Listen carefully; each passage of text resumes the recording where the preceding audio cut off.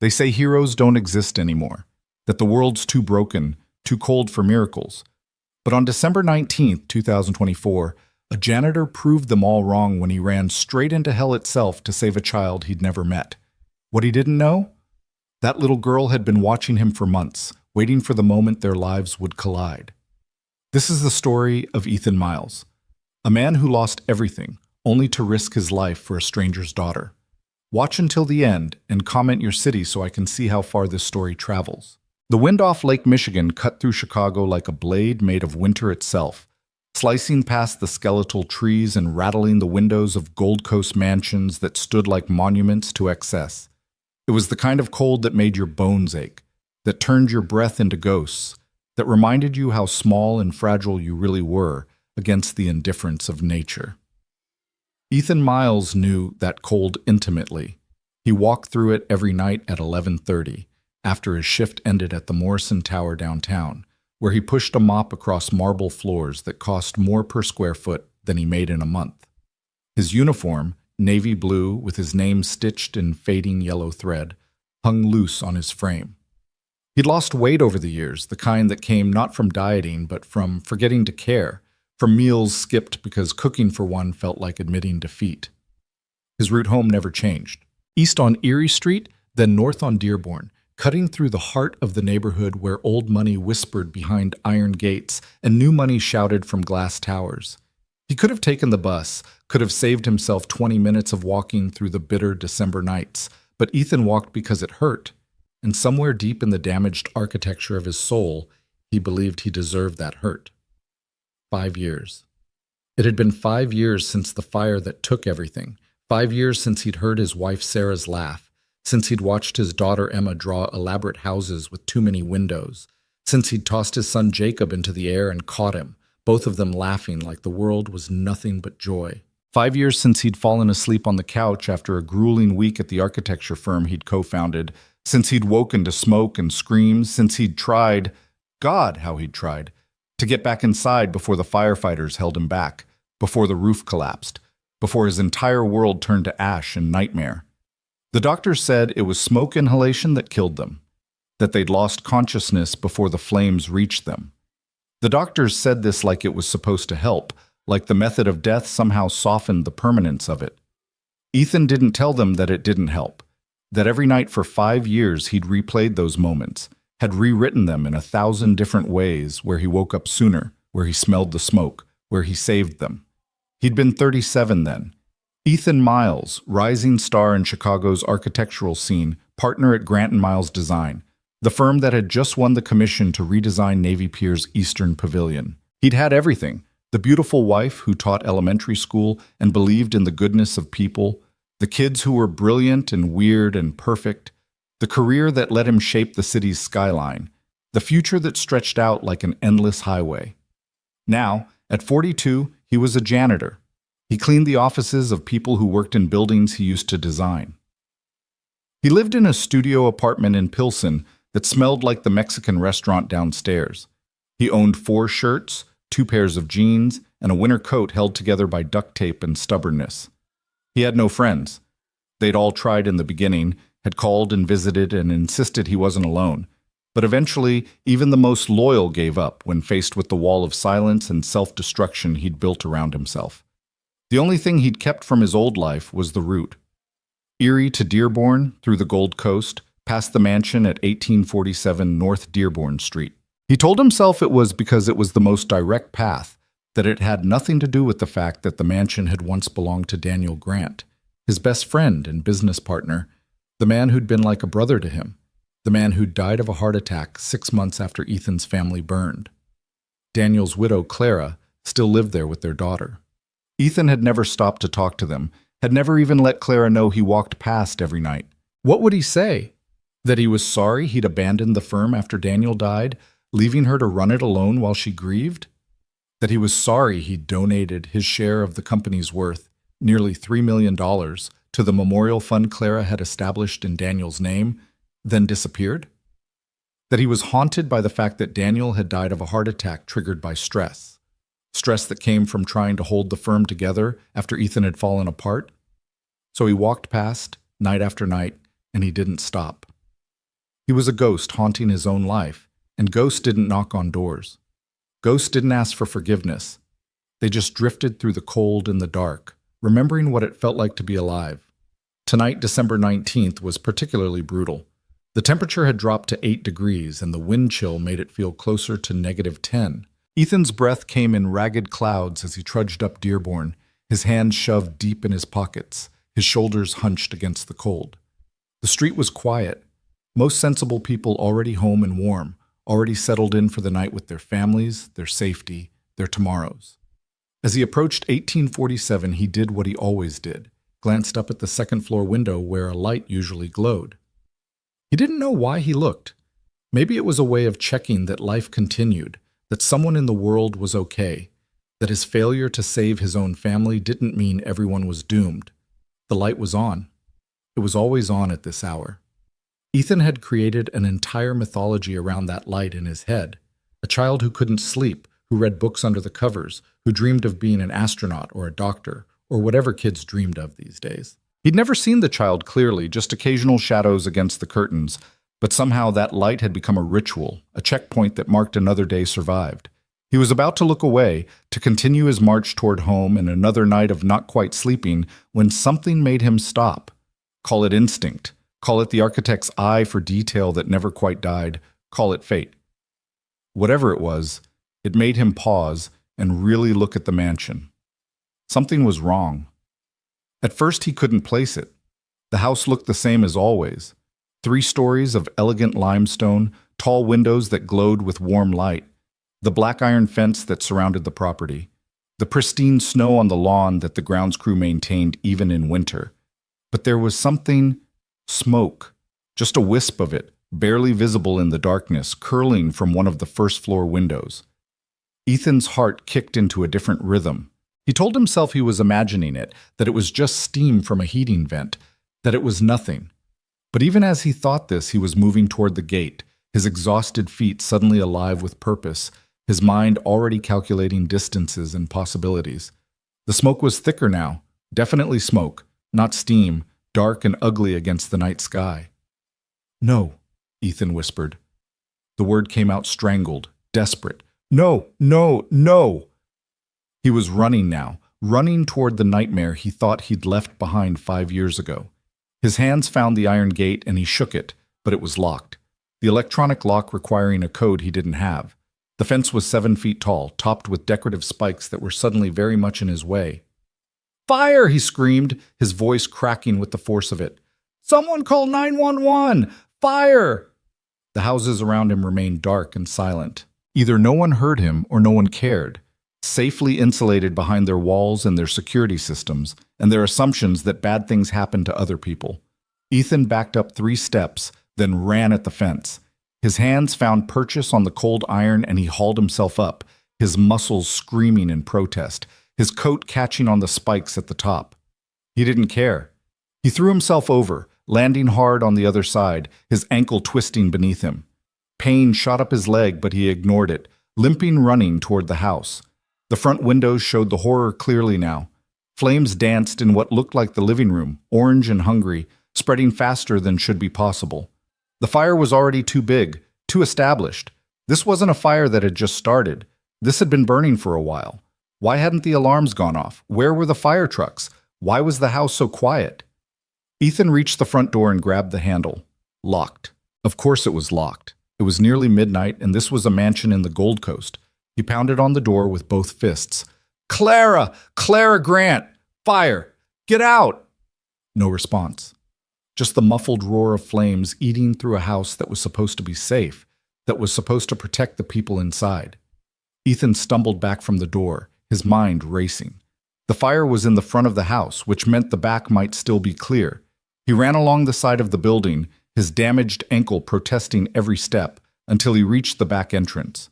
This door was also locked, but next to it was a window, and windows could be broken. He looked around desperately for something heavy, anything, and his eyes landed on a decorative stone frog sitting next to the back steps. He grabbed it. God, it was heavier than it looked, and hurled it through the window. The glass exploded inward with a crash that seemed impossibly loud in the quiet night, Ethan knocked away the remaining shards with his elbow, felt them slice through his coat and into his skin, then hauled himself through the opening. He landed in what looked like a mudroom, boots and coats neatly arranged, a dog's water bowl on the floor. Normal. Everything looked so terrifyingly normal, except for the smoke that was already starting to fill the air. "Clara!"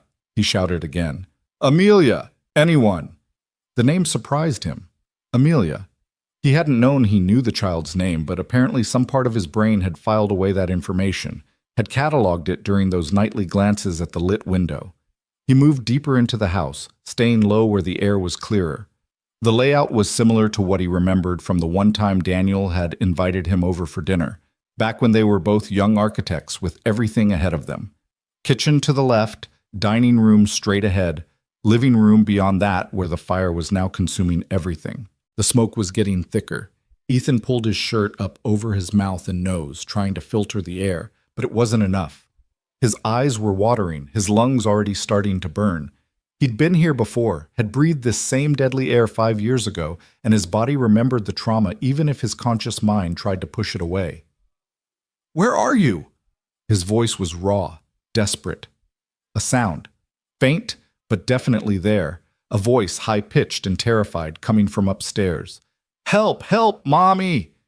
Ethan's heart stopped, then started again, beating so hard it hurt. There was a child upstairs. Of course there was. The lit window, the one he'd seen every night for months. She was up there, and the fire was between him and the stairs. He had a choice. He could go back the way he came, could run outside and wait for the fire department, could let the professionals handle it. That was the smart choice, the safe choice, the choice that wouldn't end with him dead. But Ethan Miles had stopped making smart choices 5 years ago, when he'd failed to save his own children. And some part of him, the part that had died with Sarah and Emma and Jacob, suddenly saw a chance at redemption, no matter how impossible. He ran toward the fire. The heat hit him like a physical wall. The living room was fully engulfed, flames crawling up the walls and across the ceiling, consuming furniture and memories and family photos with indiscriminate hunger. The stairs were on the far side of the room, partially obscured by smoke but still visible, still theoretically passable. Ethan didn't think. Thinking would have stopped him. He took a breath of the least terrible air he could find and sprinted through hell. The fire reached for him with eager fingers. He felt his coat catch, smelled burning fabric, and beneath that the sickening scent of his own hair singeing. The heat was incredible, a living thing that wanted to consume him. His eyes were clenched shut against the smoke and the brightness, but he knew where the stairs were, had memorized their position in that split second before he ran. His shoulder hit the newel post hard enough to spin him around, but it also told him he'd made it. He grabbed the railing and hauled himself upward, taking the steps 2 at a time, his lungs screaming for air he couldn't give them. The second floor was clearer. The smoke hadn't fully reached here yet, though it was filling fast, pouring up the stairwell like a malevolent flood. "Where are you?" Ethan gasped. "Here! We're here! Help us!" The voice was coming from the left, from the room with the window that was always lit. Ethan staggered toward it, his body already shutting down from the smoke and heat and sheer terror of what he was doing. The door was closed. He tried the handle and found it locked. Not from the inside, from the outside. Someone had locked them in. That realization cut through the panic, sharp and clear and horrifying. This wasn't an accident. This was murder. But that was a problem for later, for the police, for people who were still alive. Right now, there was just a door and the child behind it. Ethan stepped back and kicked the door as hard as he could. Pain exploded in his ankle, the one he'd already injured climbing the fence, but the door shuddered. He kicked again, and again, and again, putting 5 years of grief and guilt and rage into every blow. The door splintered. One more kick, and it flew open, hanging drunkenly on its hinges. Inside was a bedroom that looked like it belonged in a fairy tale. White furniture with gold accents, bookshelves overflowing with books, drawings taped to the walls, a reading nook by the window where the light still glowed. And in the middle of it all, pressed against the far wall, were 2 figures. The child, Amelia, 6 years old with dark hair and huge eyes that were red from crying and smoke, stood in front of her mother, who was slumped against the wall, blood trickling from a gash on her forehead. Clara Grant looked up at Ethan with a mixture of hope and disbelief. You, she whispered. Ethan? He didn't have time to be shocked that she recognized him, that she somehow knew he'd been walking past her house every night like a ghost, unable to leave the scene of his crimes. Can you walk? He asked, his voice nothing but smoke and gravel. Clara tried to stand, but her legs buckled. Hit my head. The door, couldn't get it open. Tried to call, but phones aren't working. The system... It's okay, Ethan interrupted. He knew it wasn't okay. That nothing about this was okay, but people needed to hear that lie when the world was ending. I'm going to get you out. He moved to Clara first, trying to help her up, but she pushed him away. Amelia, she insisted. Take Amelia first. Come back for me. I can't leave you. Take my daughter.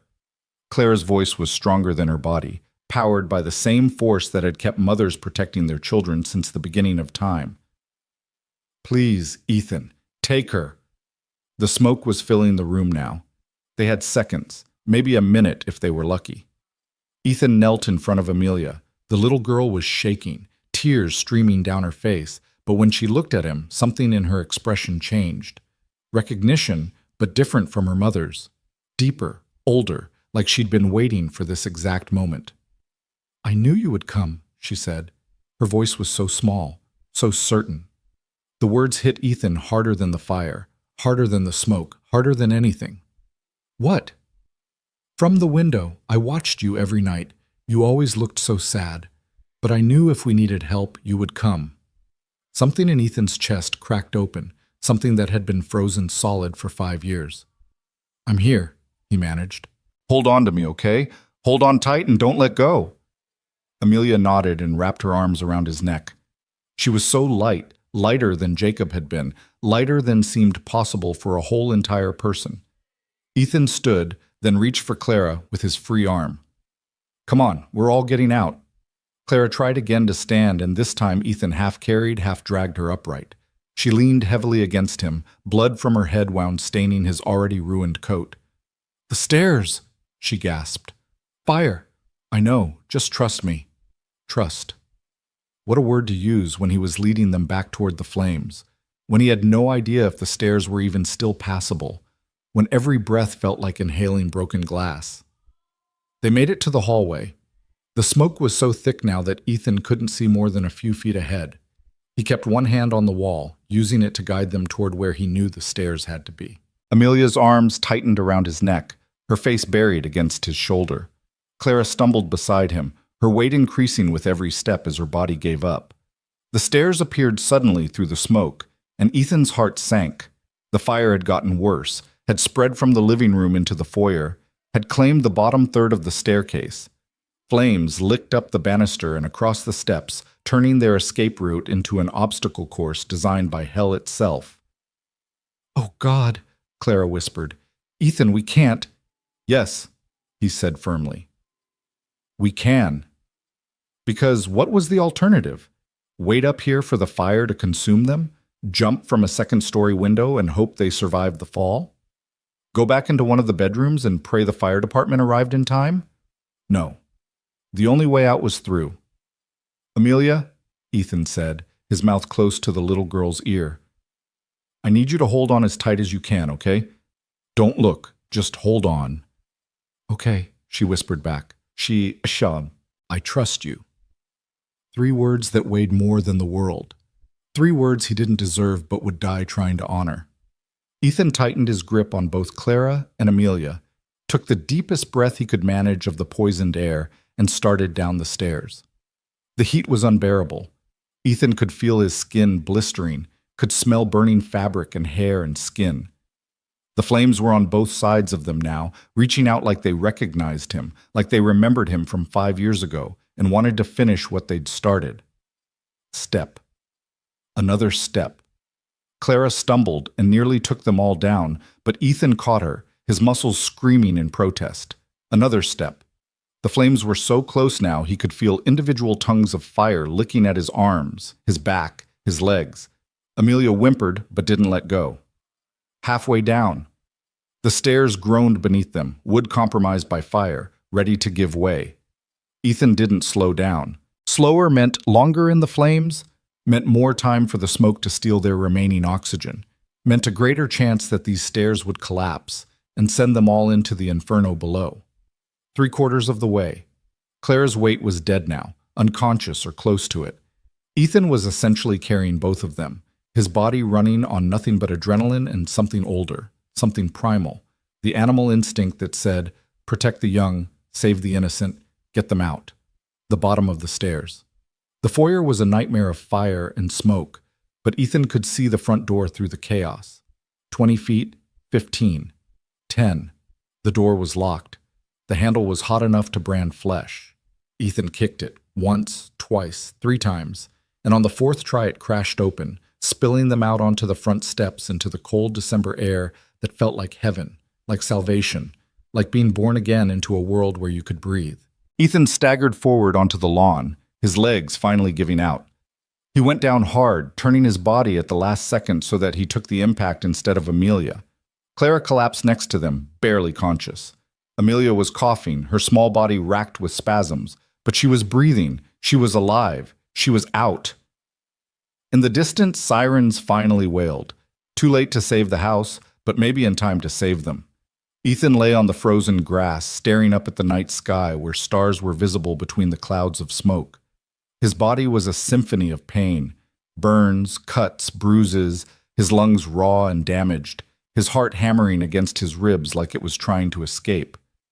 He should move, should check on Clara and Amelia, should do something. But he couldn't. He'd used everything he had burned through 5 years of survival in a matter of minutes, and now there was nothing left. He'd gotten them out. That was all that mattered. Footsteps thundered across the lawn. The voices shouted. Hands touched him, checked him, started to move him. Paramedics, police, firefighters. The cavalry that arrived after the war was already won or lost. Sir, can you hear me? Sir, stay with us. Ethan tried to answer but couldn't form words. His vision was starting to tunnel, darkness creeping in from the edges. The little girl! A voice shouted. Get the little girl! I've got her. She's breathing. Mother too. Jesus, how did they get out? Him. Look at him. He brought them out. Through that? Through that fire? That's impossible. But Ethan had learned something in the last 10 minutes. Impossible was just another word for necessary. Impossible was what you did when the alternative was watching someone die. Impossible was just love and terror and guilt transformed into action. The darkness was taking him now, pulling him down into unconsciousness. Ethan let it come. For the first time in 5 years, he wasn't afraid to close his eyes. Because this time, when the fire came, he'd gotten them out. This time, he'd saved them. This time, impossible hadn't stopped him. His last conscious thought, before the darkness claimed him completely, was of Amelia's voice. I knew you would come. And then nothing. Just the cold grass beneath him, the winter sky above, and the sound of sirens singing their too-late songs into the night. Ethan's sacrifice would change 3 lives forever, but neither Clara nor Amelia knew that the fire was no accident, and that the man who saved them was connected to their family in ways they couldn't imagine. The road to truth would be paved with revelations that would shake them to their core. The hospital smelled like antiseptic and desperation, a combination that Ethan's damaged lungs registered even through the oxygen mask strapped to his face. He woke in fragments, first aware of the beeping machines, then the scratchy hospital gown, then the IV line snaking into his arm, and finally the pain. God, the pain was everywhere. A full-body ache that radiated from the burns on his arms and back, the cuts from broken glass, the bruised ribs, the twisted ankle that had swollen to twice its normal size. A nurse appeared in his field of vision, her face kind but professionally neutral. Mr. Miles? Can you hear me? Don't try to talk yet. You've got some smoke damage to your lungs. Just nod if you understand. Ethan nodded, which hurt more than it should have. Everything hurt. You're at Northwestern Memorial. You've been unconscious for about 6 hours. It's 5 in the morning now. You have second-degree burns on approximately 15% of your body, multiple lacerations, possible broken ribs, and significant smoke inhalation. But you're going to be okay. She paused, and something in her expression softened. What you did was incredibly brave and incredibly stupid. The doctor will want to talk to you about the lung damage. You're going to need some time to heal." Ethan tried to speak, managed only a croak that sent fire through his throat. The nurse anticipated his question. "The little girl is fine. Some smoke inhalation, minor burns on her hands, but she's going to make a full recovery. Her mother has a concussion and needed stitches, but she's stable. You saved them both." The nurse adjusted something on one of the machines. "There are some people who want to talk to you, police, fire investigators, and Mrs. Grant has been asking about you every hour since they brought you all in, but that can wait until you're stronger." Mrs. Grant. Clara. The name brought with it a flood of memories that had nothing to do with the fire. Daniel's wife, his business partner's widow, the woman he'd avoided for 5 years out of shame and guilt, and the simple inability to face another person who'd lost someone they loved. The nurse left, and Ethan stared at the ceiling tiles, counting them, because counting was easier than thinking. He'd saved them. Somehow, impossibly, he'd run into a burning building and brought out 2 people alive. It should have felt like victory, like redemption, like proof that he wasn't completely broken. But all he felt was tired, so bone-deep tired that even breathing seemed like too much work. He must have drifted off again because when he opened his eyes, the room was brighter and there was someone sitting in the chair beside his bed. For a disoriented moment, Ethan thought it was Sarah, that the last 5 years had been the nightmare and this was him waking up. But then his vision cleared and he saw it was Clara Grant, her head wrapped in white bandages, her arm in a sling, dark circles under her eyes that spoke of a sleepless night spent in a different kind of hell. "Hi," she said softly when she saw he was awake. Her voice was rough, damaged by smoke, but recognizable. "Don't try to talk. The nurse said you shouldn't strain your lungs." Ethan stared at her, this woman he'd known once upon a lifetime. This woman whose husband had been his best friend. This woman he'd walked past every night for months without having the courage to knock on her door. Clara seemed to understand that he had questions he couldn't ask. "Amelia's in the pediatric ward. They're keeping her for observation, but she's going to be fine. She keeps asking about you, keeps saying, 'The sad man from the window came to save us.' Took me a while to understand what she meant." Clara's eyes were bright with unshed tears. "How long, Ethan? How long have you been walking past our house?" He couldn't answer, couldn't explain that he'd been haunting their street like a ghost, unable to leave the scene of all his failures. But Clara didn't seem to need an explanation. "I recognized you immediately, you know. Even covered in soot and ash, even after 5 years, I'd know you anywhere." She wiped at her eyes with her free hand. "I tried to find you. After Daniel died, after you donated everything and disappeared, I hired investigators, called every number I could find, drove to your old apartment only to find it abandoned. You were just gone, like you'd never existed at all." The words hit Ethan like physical blows. He hadn't considered that anyone would look for him, that his disappearance would register as anything other than the inevitable collapse of a broken man. "I was angry at you," Clara continued, her voice cracking. "So angry. You left me alone to run the firm, to deal with Daniel's death, to explain to our daughter why Uncle Ethan didn't come around anymore. I thought you didn't care, that losing your family had made you selfish, that you'd forgotten everyone else was hurting too." She took a shaky breath. "But then last night, you ran into a burning building to save us. You could have died. You almost did die. And I realized I never knew anything about why you left." A knock on the door interrupted them. A man in his 50s with salt and pepper hair and a detective's tired eyes stepped into the room. He introduced himself as Detective Raymond Harris, Chicago PD, and he had questions about the fire. Clara stood up. "He can't talk yet. His lungs—" "I know, Mrs. Grant. I've already spoken with your doctors." Harris pulled out a notebook. "Mr. Miles, I need you to understand something. That fire at your house, it wasn't an accident. The fire investigators found accelerant in multiple locations. Someone set that fire deliberately. Someone meant to kill you and your daughter." The words hung in the air like smoke. Clara's face went white. "What? That's impossible. Why would anyone—" "That's what we're trying to figure out." Harris turned to Ethan. "Mr. Miles, I need to ask you some questions. You can write answers if you can't speak. First, did you see anyone else in or around the house last night? Anyone at all?" Ethan shook his head, then gestured for a pen and paper. The nurse brought him a notepad, and with shaking hands he wrote, "Door to bedroom was locked from outside. Couldn't get in. Had to break it down." Harris read the note, and his expression darkened. "Locked from the outside. Mrs. Grant, do you remember that? Someone locking you in?" Clara sank back into the chair, her hand pressed to her mouth. I don't know. I was putting Amelia to bed. We were reading a story. Then I smelled smoke. I tried to open the door, but it wouldn't budge. I thought it was stuck, that the house was settling or something. Then the smoke got worse and I couldn't think straight. And I hit my head trying to get the window open." She trailed off, horror dawning in her eyes. "Someone locked us in. Someone wanted us to die. Do you have any enemies, Mrs. Grant? Anyone who might want to hurt you or your daughter? Business rivals? Disgruntled employees? Ex-partners?" "No, I mean, yes, of course there are competitors in the tech world, but nothing that would lead to murder. This is insane. This is—" Clara stopped, her eyes going distant. "Richard?" "Richard?" Harris leaned forward. "Who's Richard?" "Richard Hale. He was Daniel's business partner before Ethan. They started an investment firm together back in the 90s.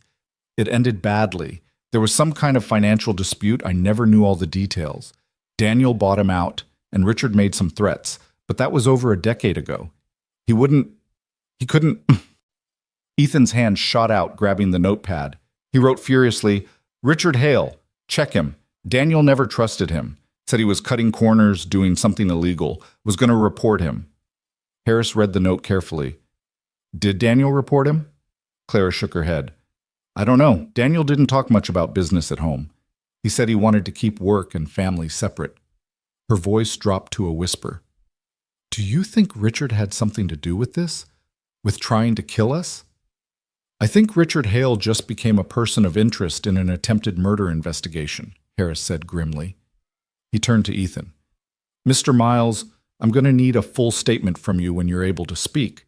In the meantime, I'm posting an officer outside both your rooms. If someone tried once, they might try again." After Harris left, Clara and Ethan sat in silence, the weight of revelation pressing down on them. Finally, Clara spoke, her voice barely audible. "Ethan, I need to tell you something about the money you donated, the $3 million from your share of the firm." She met his eyes. "I used it to start a memorial foundation in Daniel's name. We fund architecture scholarships for underprivileged kids, support homeless shelters, provide housing for families who've lost everything. Last year alone, we helped 60 families rebuild their lives." Ethan felt something twist in his chest. He'd given away that money because it had felt like blood money, like profit earned from a partnership that had died along with Daniel. He'd never imagined it would do any good. He'd barely imagined anything beyond getting through each day without completely falling apart. "I wanted to thank you," Claire continued.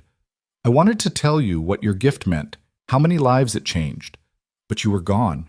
So I thanked you in my prayers instead, and I hoped that wherever you were, whatever darkness you were living in, you'd somehow know that something good came from your pain." Ethan reached for the notepad again, his hand shaking with more than just physical trauma. He wrote, "I'm sorry for leaving, for not being there, for everything." Clara read it, and fresh tears spilled down her cheeks. "You have nothing to apologize for. You lost everything, Ethan. Your wife, your children, your whole world. No one gets to judge how you survived that." She reached out and took his hand, careful of the IV line. "But you're not alone anymore. You saved my daughter's life. You saved my life. That means something. That means we're connected now, whether you like it or not." The door burst open and a small tornado in a hospital gown flew into the room. Amelia, trailed by a frantic nurse, made a beeline for Ethan's bed. Clara caught her daughter before she could leap onto the injured man. "Amelia Rose Grant, you're supposed to be in your room." "But, Mommy, I had to see him. I had to make sure he was okay." Amelia wriggled free from her mother's grasp and stood beside Ethan's bed, her dark eyes solemn and much too old for 6. "You're the sad man from the window." Ethan nodded slowly. Up close, Amelia looked startlingly like Daniel, the same sharp intelligence in her eyes, the same determined set to her jaw. But there was something else too, something that was purely her own, a kind of luminous certainty, as if she saw deeper into the world than most people and wasn't afraid of what she found there. "I watched you every night," Amelia said matter-of-factly. "You walked by our house and you always looked so sad. I asked Mommy why you were sad, but she didn't know who you were. I wanted to wave to you, but you never looked up at my window, only at the light." Clara's eyes widened. "Amelia, why didn't you tell me someone was walking past the house every night?" "Because he wasn't scary. He was just sad. And sad people need to be watched over in case they need help." Amelia turned back to Ethan. "But last night, when the fire came, I knew you would help us. Even when Mommy was crying and the door wouldn't open and everything was full of smoke, I knew you would come. Because that's what happens in stories. The sad knight saves the princess, and then he's not sad anymore." The simplicity of it nearly broke Ethan. This child, this impossibly perceptive child, had seen him every night and somehow understood that he needed to be needed, that he was drowning in his own grief and guilt and needed a reason to keep swimming. He picked up the notepad and wrote, "Thank you for watching over me." Amelia read it and smiled, a smile so bright it seemed to light up the dim hospital room. "You're welcome. Now you can watch over us too. Mommy says we're going to live in a hotel for a while because our house burned down. But that's okay. Hotels have room service." "Amelia," Clara said gently, "Mr. Miles needs to rest. Come on, let's get you back to your room before the nurses call security on us. Can I come visit him again?" "We'll see, baby." "That means yes in Mommy language," Amelia stage whispered to Ethan, then allowed herself to be led away, though she looked back 3 times before disappearing through the door. Clara paused in the doorway. "She's right, you know, about the night not being sad anymore. I don't know what the fire took from you 5 years ago, Ethan, but last night you got something back. I could see it in your eyes when you carried Amelia out. You remembered what it felt like to save someone." She smiled sadly. "Don't run away again, please. Let us help you the way you helped us."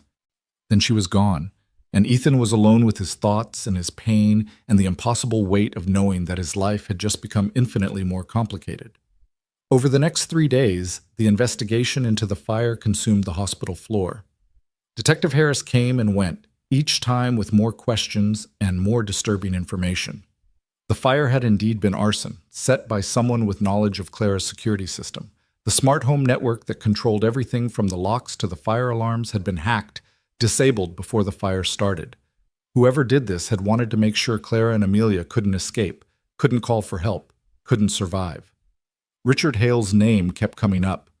The man had a history of financial fraud, had been investigated twice by the SEC but never charged. After Daniel bought him out, Hale had disappeared into the shadows of Chicago's business world, emerging occasionally to make failed investments and burn bridges. He'd declared bankruptcy 3 years ago, lost his house, his wife, everything. "A man with nothing to lose is a dangerous man," Harris said during one visit. "We're looking for him, but he's gone underground. We've got people watching your hotel, Mrs. Grant, and you too, Mr. Miles, when they discharge you." Ethan's voice had started to come back, though it was rough and painful to use. "He killed them," he rasped. "My family, 5 years ago." The room went silent. Harris leaned forward. "What?" "My house fire. Wasn't an accident either. Had to be. Same pattern. Couldn't get out. Couldn't get to them." The words were costing him, each syllable like swallowing broken glass, but he had to say them. Hale. It was Hale. Daniel must have found something, was going to expose him, so Hale killed his way out. Clara, who'd been sitting in her usual chair, stood up abruptly. "Oh my God, Ethan, are you saying Richard killed Daniel too?" "Heart attack," Ethan whispered. "Stress. But who caused the stress? Who was threatening him?" "Hale." Harris was already on his phone, barking orders to reopen the investigation into Ethan's family's deaths, to pull records on Daniel Grant's death, to find every connection between Richard Hale and the 2 fires. The hospital room transformed into a command center, detectives and fire investigators filling the space, asking questions, taking notes, building a case against a man who'd spent 5 years thinking he'd gotten away with murder. Through it all, Amelia kept visiting, her presence a bright spot in the darkness of revelation and grief. She'd draw pictures of Ethan fighting dragons, of houses that didn't burn down, of families that stayed together. She'd tell him stories about her day, about the hotel's breakfast buffet, about the therapy dog that visited the pediatric ward. She'd hold his hand with her small bandaged fingers and tell him that it was okay to be sad, that sad wasn't forever, that mornings always came even after the darkest nights. On the fourth day, a woman Ethan didn't recognize arrived with Detective Harris. She was in her late 30s, thin to the point of gauntness, with hollow eyes and the desperate look of someone who'd been running from something for too long. Her name was Jennifer Martinez, and she had a story to tell. "I set the fire," she said without preamble, her voice shaking. "At the Grant Mansion. I'm the one who did it." Clara gasped. Ethan tried to sit up, his body protesting. Harris held up a hand, indicating they should let her talk. "A man hired me, gave me $20,000, and told me exactly how to do it. How to hack the security system, where to pour the accelerant, how to lock the bedroom door from the outside." Jennifer was crying now, tears streaming down her face. "He said the house would be empty. He said it was an insurance job, that the owner wanted the payout. He said no one would get hurt." "But you knew someone was inside," Clara said, her voice hard as steel. "You had to know." "I didn't. I swear I didn't. I did exactly what he told me, showed up at 11, disabled the system, set the fires. I was gone by 11:30. There weren't supposed to be anyone home. Mrs. Grant, you were supposed to be at a charity gala that night. You always go to the Hospital Foundation gala on the third Friday. He knew your schedule." Clara's face went pale. "I was supposed to go. But Amelia got sick that afternoon. Nothing serious, just a cold, but I stayed home. I never posted about it on social media, never told anyone but my assistant." "Then he didn't know," Jennifer said desperately. "He didn't know you'd be there, and when I found out from the news that people were inside, that a child was inside, I couldn't live with it. I couldn't sleep, couldn't eat. My daughter—" Her voice broke. "My daughter has leukemia. The treatment costs hundreds of thousands of dollars. Our insurance won't cover it all." I was desperate. When the man offered me money, I didn't ask questions. I should have asked questions. "Who hired you?" Harris demanded. "Give me a name." "Richard Hale. He said he had a grudge against the owner, that this was about revenge and money. He showed me pictures of an empty house, blueprints of the security system. He made it seem so simple, so clean. No victims, no one hurt, just a building burning." Ethan's voice cut through the room, quiet but lethal. "My family. Did he hire you for that too?" Jennifer's head snapped toward him. "What?" "No, I never. 5 years ago I was in California. I didn't even know Richard Hale then." "But he did it," Ethan pressed. "Same method. My house fire. He killed my wife. My children." Jennifer crumpled, her sobs shaking her entire body. "I don't know. Maybe. He said he'd done this before, that he knew how to make it look like an accident. Oh God, what have I done?" A detective led Jennifer away to be formally processed and charged. Despite her cooperation, despite her remorse, she'd still committed arson and attempted murder. Her daughter's illness might buy her some leniency, but she'd crossed lines that couldn't be uncrossed. After she was gone, Clara turned to Ethan.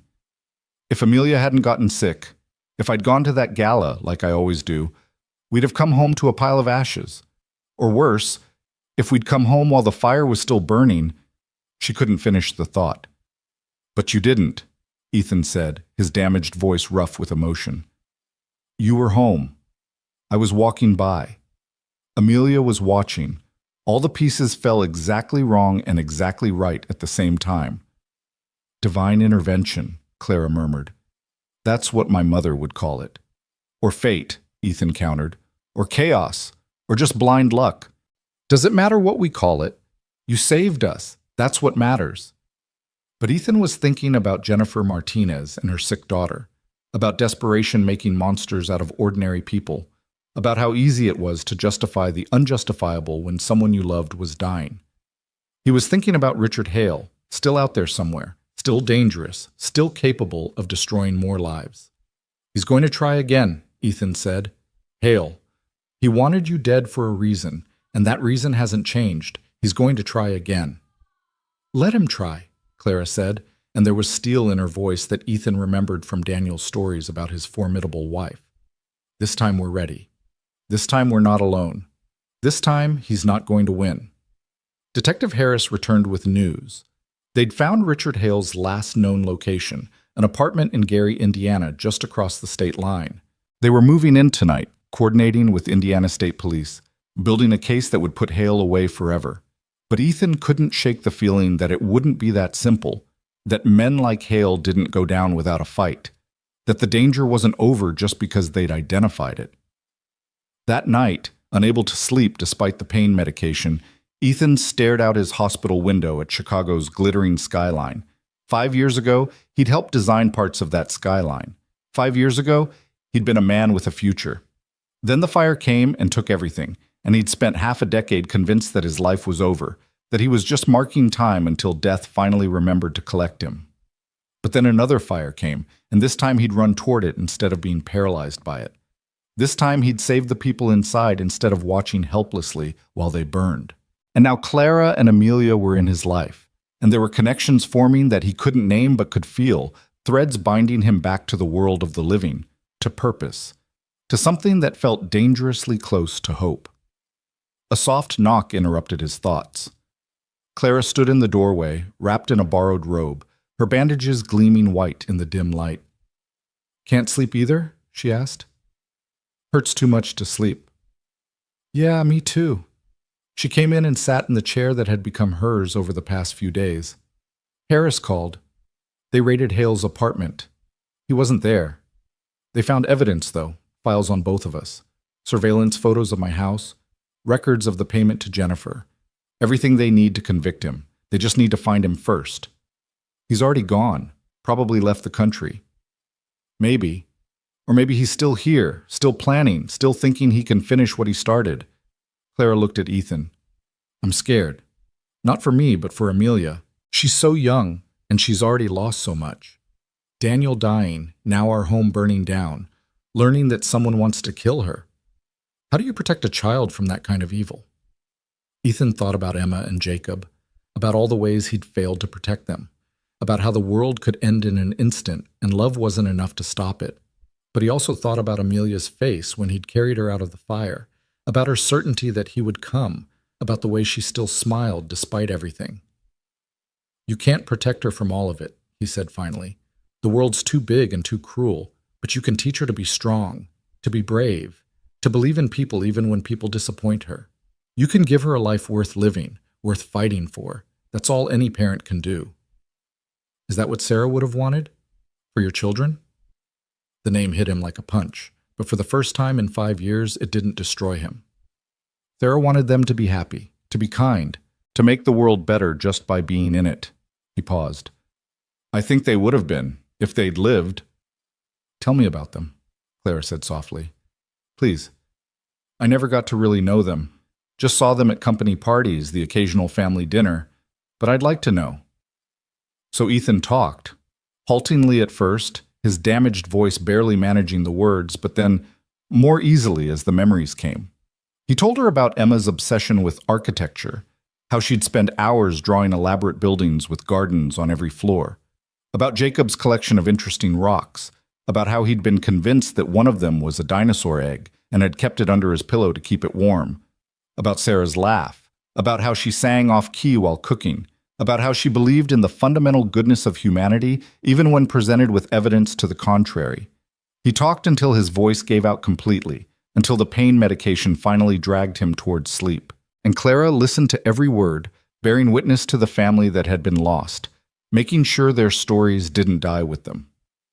As Ethan's eyes finally closed, he heard Clara whisper, "They were lucky to have you, and you were lucky to have them. That luck doesn't go away just because they're gone." But Ethan, drifting into drug-softened dreams, wasn't sure he believed in luck anymore. He believed in fire, and pain, and loss. He believed in children who watched from windows and mothers who fought to protect them. He believed that sometimes the world gave you a second chance to save someone, even if you couldn't save everyone. And somewhere in the darkness of Chicago, Richard Hale was still out there, still planning, still believing that he could control the narrative of other people's lives. But what Hale didn't know was that the people he'd tried to destroy were stronger than he'd calculated, more connected than he'd anticipated, and angrier than he could imagine. The fire had forged them into something new, something dangerous, something that wouldn't stop until justice was served and the man who'd stolen so much from so many was finally made to answer for his crimes.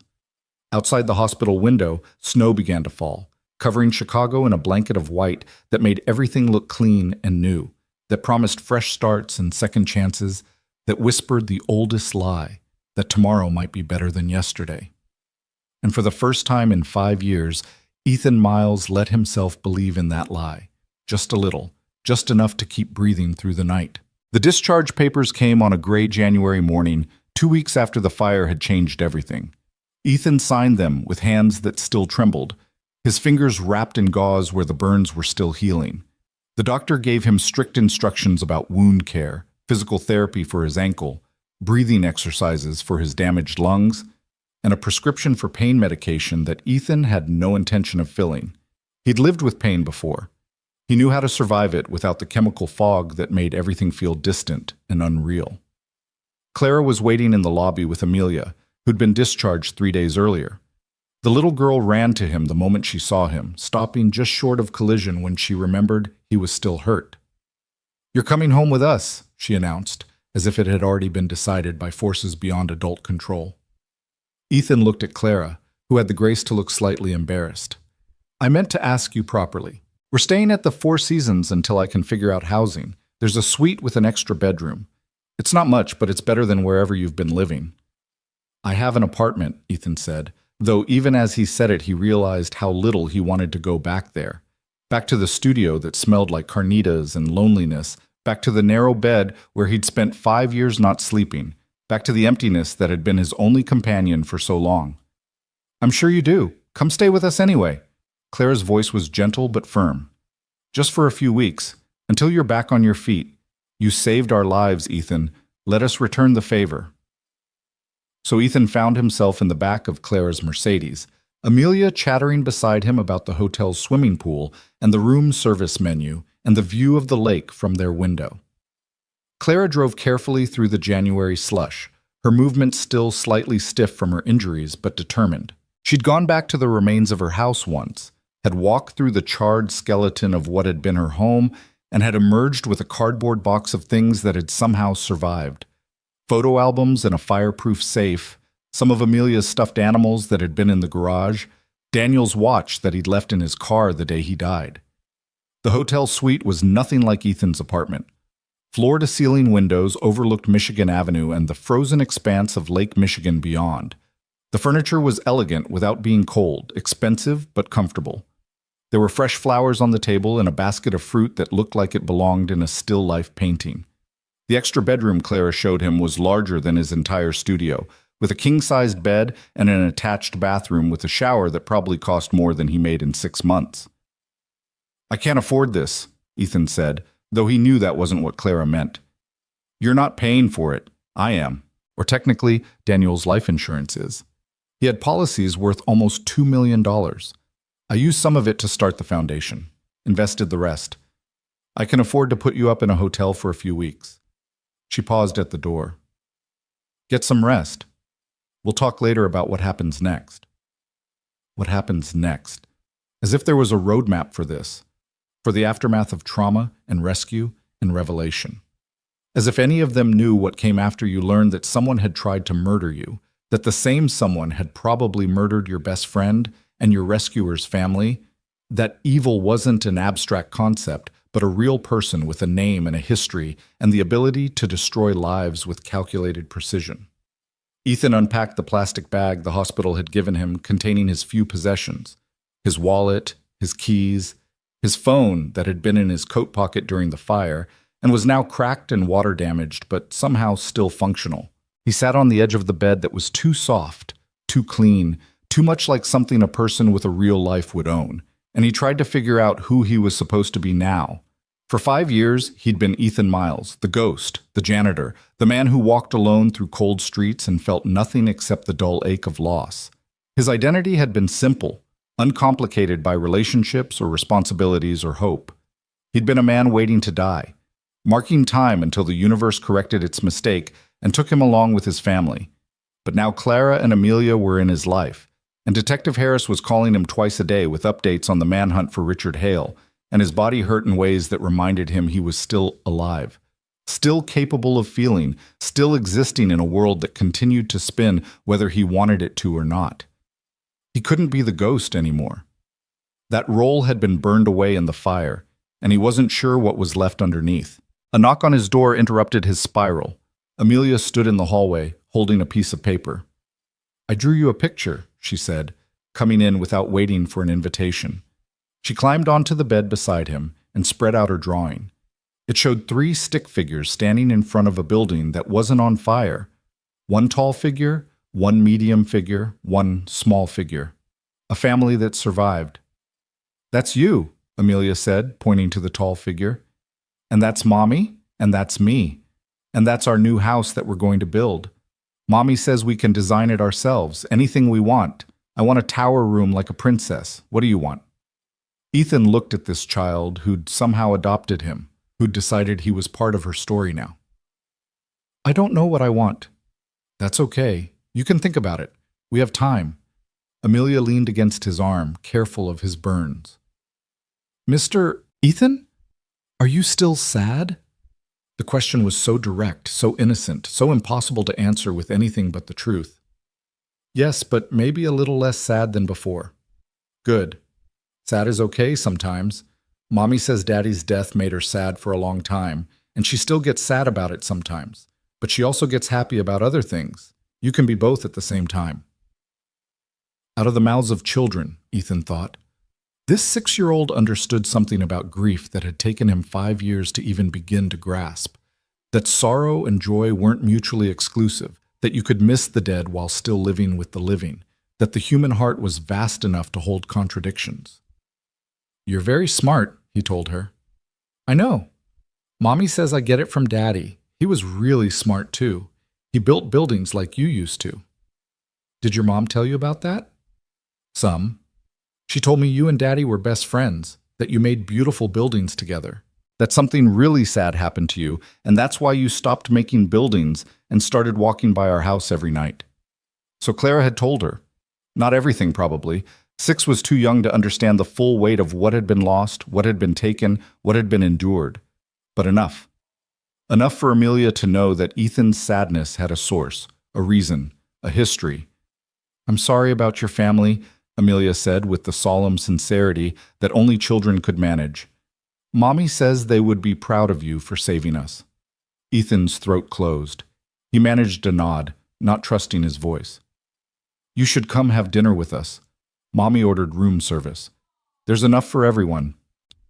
So Ethan found himself sitting at the suite's dining table, eating pasta that cost $40 a plate and drinking water from crystal glasses, while Clara talked about her plans and Amelia provided commentary on everything from the quality of the breadsticks to the pattern on the napkins. It was surreal and uncomfortable, and the most normal thing Ethan had done in 5 years. After dinner, while Amelia was in her room doing homework that the hotel had arranged to have sent over from her school, Clara poured herself a glass of wine and offered one to Ethan. He declined. He'd learned early in his grief that alcohol only made the darkness darker, the memories more vivid, the mornings more unbearable. "Detective Harris called while you were resting," Clara said, settling into one of the plush armchairs. "They've tracked Hale to a property in Wisconsin, a hunting cabin owned by one of his old business associates. They're planning a raid tomorrow morning." "Will they get him?" "Harris seems to think so. Apparently Hale's been using burner phones, but he made a mistake, called his ex-wife to try to access a bank account. They traced the call." Clara took a sip of wine. It's almost over. The nightmare is almost over. But Ethan had lived through too many nightmares to believe they ended cleanly. And if they don't get him? If he runs again? Then we keep looking. We don't stop until he's caught, until he answers for what he did to your family, to my family, to everyone he's hurt. The determination in her voice was absolute. This wasn't the Clara Grant that Ethan remembered from 5 years ago. The quiet woman who'd stood beside Daniel at company events and smiled politely while the architects talked shop. This was someone forged in fire and loss, someone who'd learned that the world didn't protect you just because you played by the rules, someone who'd decided to fight back. "Tell me about Daniel," Ethan said. "About what happened after I left." Clara was quiet for a long moment, staring into her wine glass like it held answers. He was devastated when your family died. We all were, but Daniel, he took it personally, like he should have been able to prevent it somehow. And then when you disappeared, when you wouldn't return his calls or answer the door, he felt like he'd failed you too. Guilt twisted in Ethan's stomach. He'd known he was hurting Daniel by cutting him off, but he'd been drowning and hadn't been able to care about anyone else's pain. He tried everything to find you, Clara continued. Hired investigators, called your relatives, drove to every place he thought you might go. Nothing worked. You just vanished. Eventually, he had to accept that you didn't want to be found. That hurt him more than I think he admitted. I didn't mean to hurt him. I know. You were in survival mode. You did what you had to do to keep breathing. Clara met his eyes. But it cost him. The stress of running the firm alone, of trying to keep your clients, of dealing with all the projects you'd left half finished. He worked 18-hour days, stopped sleeping, stopped taking care of himself, and then one morning, he collapsed in his office. Massive coronary, dead before the ambulance arrived. He was 41 years old. The words landed like punches. Ethan had known Daniel died of a heart attack, but he'd never let himself think about the specifics, about the how and why and when. He'd been too buried in his own grief to examine anyone else's. I killed him, Ethan said flatly. My breakdown killed your husband. No. Claire's voice was sharp. Richard Hale killed him. The stress didn't come from you leaving. It came from what Daniel found out right before he died. He'd been going through the firm's old files, trying to understand some financial discrepancies. That's when he discovered what Hale had done. Ethan leaned forward. What did he find? Insurance fraud, mostly.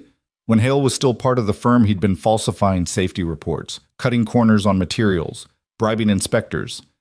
There were at least 6 buildings that should have been condemned but weren't because Hale paid off the right people. Daniel found evidence of all of it. He was planning to go to the authorities to make it right, even if it destroyed the firm's reputation. And Hale found out. That's what Detective Harris thinks, that Daniel confronted Hale, or Hale somehow learned that Daniel knew. The timing lines up. Daniel died 3 days after he told me he'd discovered something terrible, something that was going to change everything. He wouldn't tell me the details. Said he needed to be sure before he made accusations. And then he died. The heart attack, Ethan said slowly, his mind working through the implications. Could it have been induced, caused by something other than stress? Clara stared at him. Are you saying Hale murdered him? Actually murdered him? Not just stressed him to death? I'm saying a man who's willing to burn down houses with people inside, who's willing to hire someone to commit arson and murder, who spent years covering his tracks. I'm saying that man is capable of anything. And if Daniel was about to expose him, about to destroy him, Hale would have found a way to stop him. The implications hung in the air between them, heavy with horror. If Richard Hale had murdered Daniel, then Clara had spent 5 years believing her husband died of natural causes, when really he'd been killed by someone he'd once called a friend. If Hale had murdered Daniel, then everything, Ethan's family's deaths, the attempt on Clara and Amelia's lives, all of it, was connected by one thread of greed and evil, and the willingness to destroy anyone who stood in his way. We need to tell Harris, Clara said, already reaching for her phone. The conversation with the detective lasted over an hour, Clara recounting everything she remembered about Daniel's final days, about his behavior, about the files he'd been reviewing. Harris promised to look into it, to have Daniel's body exhumed if necessary for a new autopsy, to follow every lead no matter how cold the trail had gone. After she hung up, Clara looked exhausted, the adrenaline that had been keeping her upright finally depleting. 5 years, she whispered. I've spent 5 years thinking it was just bad luck, just stress and genetics and his family history of heart disease. But if Hale killed him, if someone deliberately took him from me, from Amelia, then we make sure he pays for all of it, Ethan finished. Every death, every fire, every life he destroyed. We make sure the world knows what he did. They sat in silence as night fell over Chicago, as the city lights came on like stars, as somewhere in Wisconsin police officers prepared to raid a hunting cabin and hopefully end a manhunt that had consumed the last 2 weeks. Ethan felt something shifting inside him, something that had been frozen solid for 5 years beginning to thaw. It wasn't forgiveness. He couldn't forgive himself for falling asleep that night, for not waking up in time, for failing to save the people he loved most. But it was understanding that the fire that killed his family hadn't been his fault, that it had been set deliberately, maliciously, by a man who valued money over lives, who saw people as obstacles to be removed rather than human beings with families and futures and the fundamental right to exist. The knowledge should have made it worse, should have added rage to the grief, should have given him a new target for all the self-destruction he'd been aiming inward for so long. But instead, strangely, it made it lighter. Because if the fire had been set, if it had been murder rather than accident, then there was nothing Ethan could have done differently. He couldn't have prevented what he didn't know was coming. His vigilance wouldn't have mattered. His wakefulness wouldn't have helped. He'd been set up to fail, and his family had paid the price for someone else's sins. "You're thinking loud," Clara said, breaking the silence. "I'm thinking that I've spent 5 years hating myself for something that wasn't my fault. I'm thinking that's a lot of wasted time and wasted pain." Ethan looked at her. "I'm thinking I don't know how to stop hating myself just because the truth changed." "You don't have to figure it out tonight, or tomorrow, or next week. Healing doesn't have a schedule." Clara stood up, moving to the window that overlooked the lake. "When Daniel died, everyone kept telling me I'd get through it, that time heals all wounds, that I'd be okay eventually. They meant well, but it felt like they were minimizing it, like losing the love of my life was something I could just get over if I waited long enough." "Did you? Get over it?" "No, I learned to live with it. I learned that grief doesn't disappear, it just becomes part of you, like a scar that aches when it rains. Most days I'm fine. I run my company, I take care of Amelia, I build the life Daniel would have wanted for us. But some days I wake up and the first thought I have is that I need to tell Daniel something, and then I remember I can't, and the grief is just as fresh as the day he died." Ethan understood that more than she knew. "I still set the table for 4 sometimes, just muscle memory. And then I have to put away the extra plates and remember all over again that they're gone."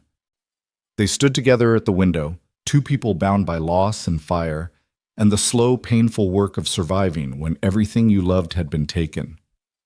Outside, Chicago glittered with the lives of 8 million people, most of them just trying to get through another day, most of them carrying their own griefs and traumas and impossible weights. The city was beautiful from this height, the ugliness and pain smoothed away by distance and darkness, transformed into something almost hopeful. The next morning, Detective Harris called with news. The raid had been successful. Richard Hale was in custody, arrested without incident at the Wisconsin cabin where he'd been hiding for the past 2 weeks. He'd tried to run, had actually made it to his car before tactical officers stopped him, but he was caught. Finally, impossibly, caught. "He's not talking," Harris said over the phone, which Clara had put on speaker so Ethan could hear. Lawyered up immediately. "But we don't need his confession. We've got Jennifer Martinez's testimony, the evidence from his apartment, the financial records showing he paid her. We've got enough to put him away for a long time." "What about Daniel?" Clara asked. "And Ethan's family?"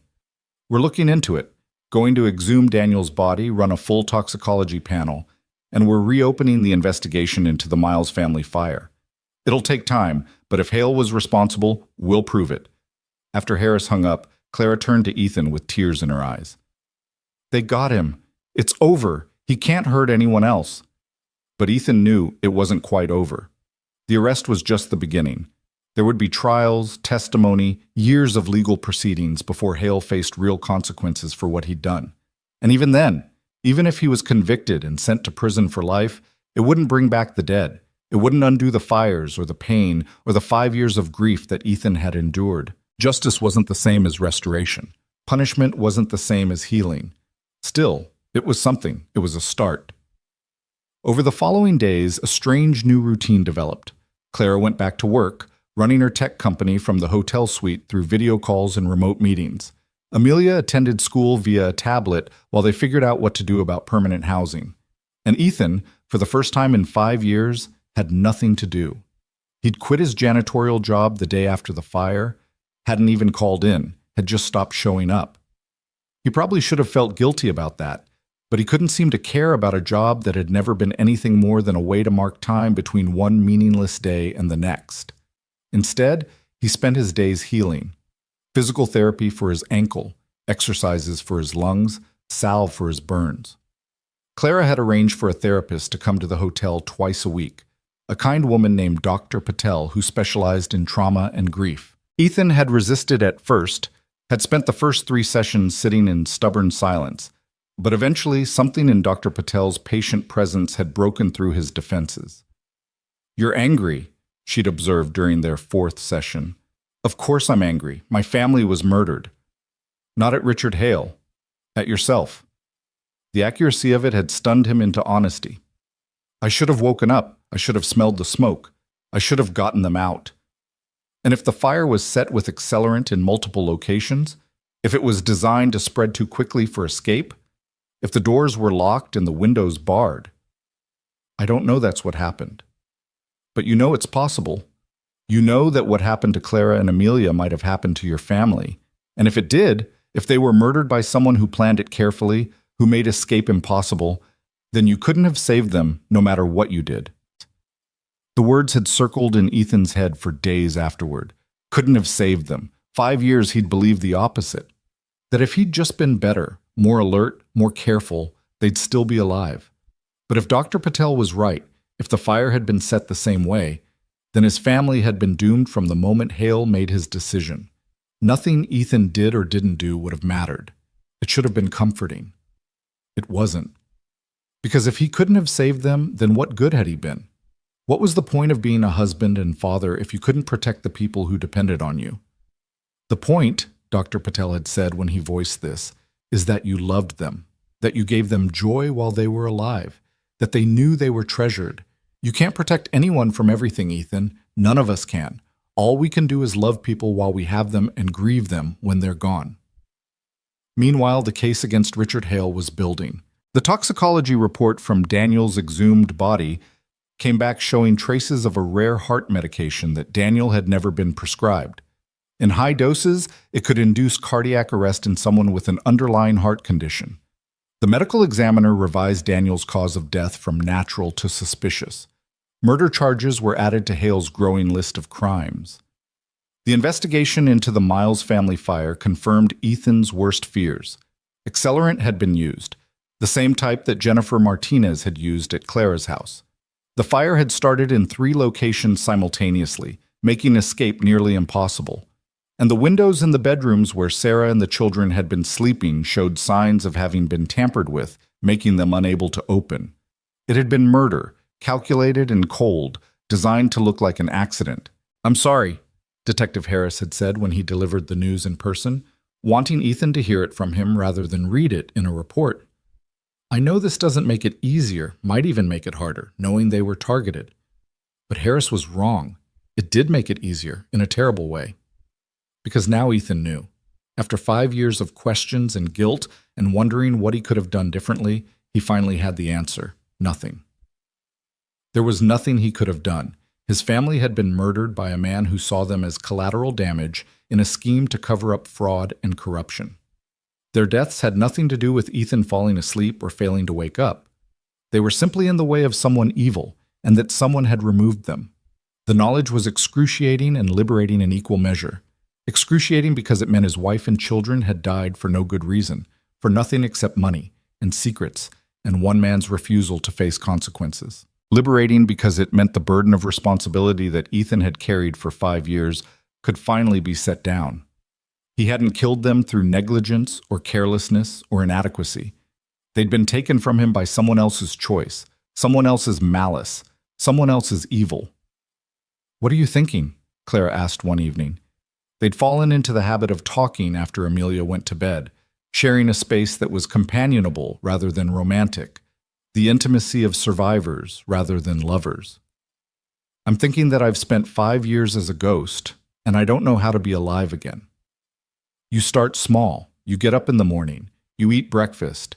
You talk to people. You let yourself feel things other than grief. Like what?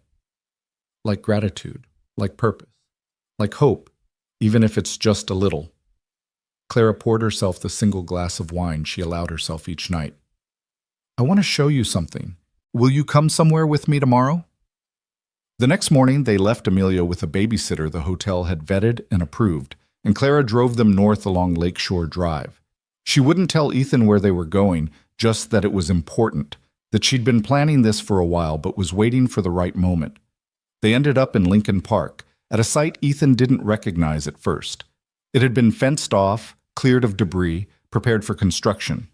A sign announced it as the future home of the Phoenix Center, groundbreaking scheduled for spring. Daniel designed this, Clara said, leading Ethan through the gate past the security guard who recognized her. It was his last project, a community center for families in crisis, shelter space, counseling services, job training, childcare, everything a family needs to rebuild after losing everything. She handed Ethan a rolled-up blueprint. He spread it out across the hood of her car, his architect's eye immediately recognizing Daniel's style. The generous use of natural light, the open spaces designed to feel welcoming rather than institutional, the attention to detail that made every element both beautiful and functional. "It's brilliant," Ethan said, his voice rough with emotion. "It's exactly the kind of thing Daniel always wanted to build." He was waiting for funding. The city approved it, but the money wasn't there, so I'm funding it. The Memorial Foundation, the insurance money, everything. We're building it exactly as Daniel designed it, and we're naming it after him. Clara looked at the empty lot, seeing something Ethan couldn't yet. "But I need help. The firm Daniel left me is successful, but I'm not an architect. I don't have the vision he had. I need someone who understands what he was trying to create." Understanding hit Ethan like a physical force. "You want me to oversee the construction? I want you to do more than that. I want you to co-design it with me. Use Daniel's blueprints as a foundation, but make it better, make it yours too. Add the things you've learned about loss and survival and what people really need when their lives fall apart." She turned to him. "I want you to come back, Ethan. Come back to architecture. Come back to the firm. Help me build something that honors Daniel and your family and everyone else Hale destroyed." The offer was staggering. 5 years ago, Ethan had walked away from architecture believing he'd never design again, that his ability to create had died with his family. But standing here, looking at Daniel's plans, feeling the wind off the lake, and seeing the space where something new could rise, he felt something he'd thought was gone forever. He felt the possibility of purpose. "I don't know if I can," he said honestly. "I don't know if I remember how to be that person." "Then learn again, the same way you're learning to be alive again. One day at a time, one decision at a time, one line on a blueprint at a time." Clara put her hand on his arm. "You don't have to answer now. Think about it. But know that the offer stands. The firm is still Grant and Miles Design. Your name never came down. Daniel wouldn't let me remove it, said you'd come back someday. I think he knew before I did that you would." They stood in silence, looking at the empty lot that would soon be filled with concrete and steel and glass, with rooms where broken families could find shelter and hope and the tools to rebuild their shattered lives. The Phoenix Center, rising from the ashes of tragedy, proof that destruction wasn't the end of the story. When they got back to the hotel, Amelia was waiting with a new drawing. This one showed a building, not a house, but something larger, with lots of windows and people standing in front of it. In the sky above, she had drawn stars. And if you looked closely, some of the stars had faces. "Those are the people who died," Amelia explained, seeing Ethan study her drawing. "Daddy and your family. They're watching from heaven to make sure we build something good." Out of the mouths of children, Ethan thought again. This 6-year-old understood something profound about memory and legacy, about how the dead lived on through the actions of those who loved them, about how grief could be transformed into something constructive rather than destructive. That night, Ethan stood at his window overlooking Lake Michigan and thought about second chances, about how the world sometimes gave you opportunities to try again, to do better, to take the broken pieces of your life and build something new from the rubble. Claire's offer was more than a job. It was a chance to honor Daniel's memory by completing his work, a chance to honor Sarah and Emma and Jacob by creating something that would help other families survive what they hadn't, a chance to prove that Richard Hale's evil hadn't won, that the fires he'd set had forged survivors rather than just creating victims. Ethan pulled out his phone and made a call he'd been avoiding for 2 weeks. His mother answered on the third ring, her voice shocked to hear from the son who'd gone silent 5 years ago. "Mom," Ethan said, his voice breaking. "Mom, I need to tell you something. About the fire. About why Sarah and the kids died. I need to tell you, and then I need to tell you I'm sorry. For disappearing, for not letting you help, for everything." The conversation lasted 2 hours, ending with his mother crying and telling him she loved him, that she'd never stopped loving him, that she'd been praying for 5 years that he'd come back to them. She was in Florida now, had moved there with Ethan's stepfather 3 years ago. But she wanted to come visit, wanted to meet Clara and Amelia, wanted to see her son alive again after thinking she'd lost him along with her grandchildren. After he hung up, Ethan felt lighter. The weight hadn't disappeared, grief didn't work that way, but it had shifted, redistributed, become something he could carry without it crushing him. He looked at his reflection in the dark window and saw not a ghost, but a man. Damaged, scarred, still hurting, but alive. Still capable of building, of creating, of mattering. The next morning, he found Clara in the suite's living room, working on her laptop while Amelia did her online schoolwork at the dining table. "I'll do it," Ethan said without preamble. "The Phoenix Center, the firm, all of it. I'll come back." Clara looked up, her face transforming with a smile that reminded Ethan of Daniel, of the friend he'd lost, of the partnership that had once meant everything. "Yeah? Yeah. But I need to do it right. I need to go back to school, refresh my certifications, relearn everything I've forgotten, and I need therapy, regular therapy, not just twice a week, but as often as Dr. Patel thinks I need it. I can't do this halfway. If I'm coming back, I'm doing it properly." "Whatever you need. The foundation can cover your education, your therapy, everything. This isn't charity, Ethan. This is an investment in something Daniel believed in someone he believed in." Amelia abandoned her schoolwork and ran over, throwing her arms around Ethan's waist. "You're staying! You're really staying!" And Ethan, who hadn't been hugged by a child in 5 years, who'd thought he'd never feel that particular joy again, wrapped his arms around this little girl who'd watched him from her window and believed he was worth saving. "I'm staying," he confirmed, and realized he meant it. Not just staying in Chicago or staying at the hotel, but staying alive, staying present, staying in the world instead of drifting through it like smoke. The path forward wouldn't be easy. There would be dark days and setbacks and moments when the grief threatened to pull him back under. There would be the trial of Richard Hale to endure, testimony to give, trauma to relive in front of judges and juries, and the man who'd destroyed so much. There would be the hard work of rebuilding a career and a life and a sense of self that had been burned away 5 years ago. But for the first time since the night his family died, Ethan Miles had something more powerful than grief. He had purpose. He had people who needed him and work that mattered, and a future that extended beyond the next painful day. He had Clara's determination and Amelia's faith and Daniel's blueprints waiting to be transformed into something real and lasting and good. The fire had tried to destroy him, had destroyed so much, but it had also forged connections stronger than steel, had revealed truths that needed revealing, had brought together 3 people who might otherwise have never known each other. Clara had been right when she said that grief became part of you, a scar that ached but also marked you as someone who'd survived, who'd endured, who'd refused to let the worst thing that happened to them be the only thing that defined them. Outside, Chicago went about its business, millions of people living their lives, carrying their burdens, building their dreams.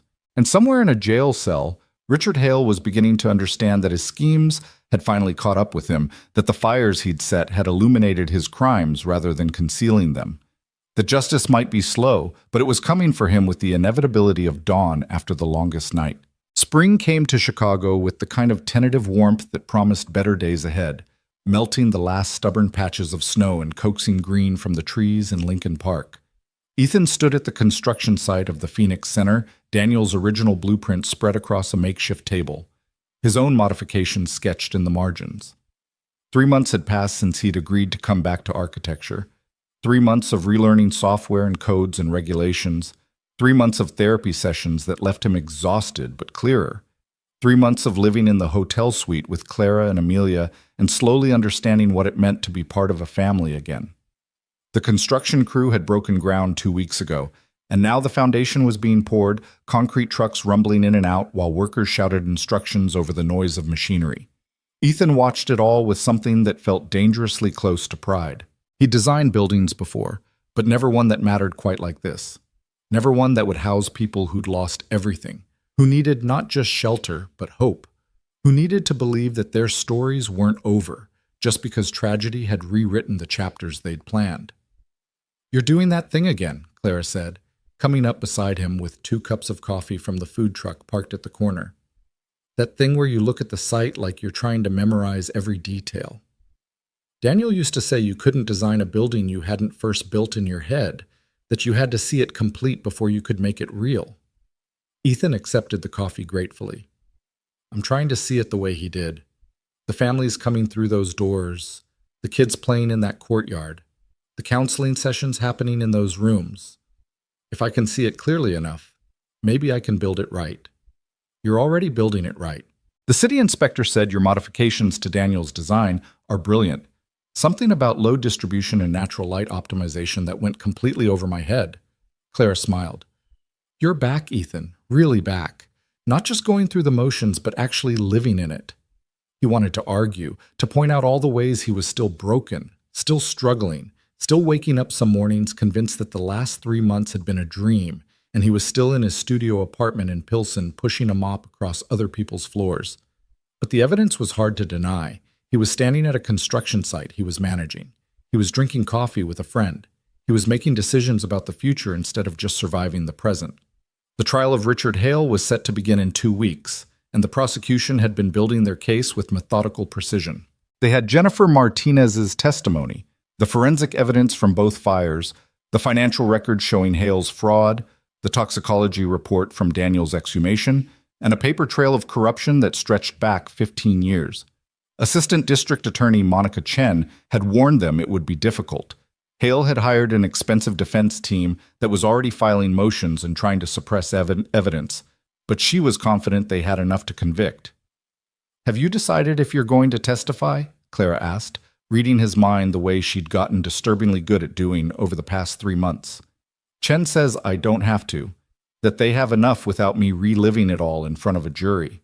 But I think I need to, for Sarah and Emma and Jacob. They don't have a voice anymore. I have to be their voice." Clara nodded, understanding in a way only someone who'd also lost everything could. "I'm testifying too. For Daniel. For Amelia. For what could have happened if you hadn't been walking past our house that night. The what-ifs haunted all of them. What if Ethan had taken a different route home that night?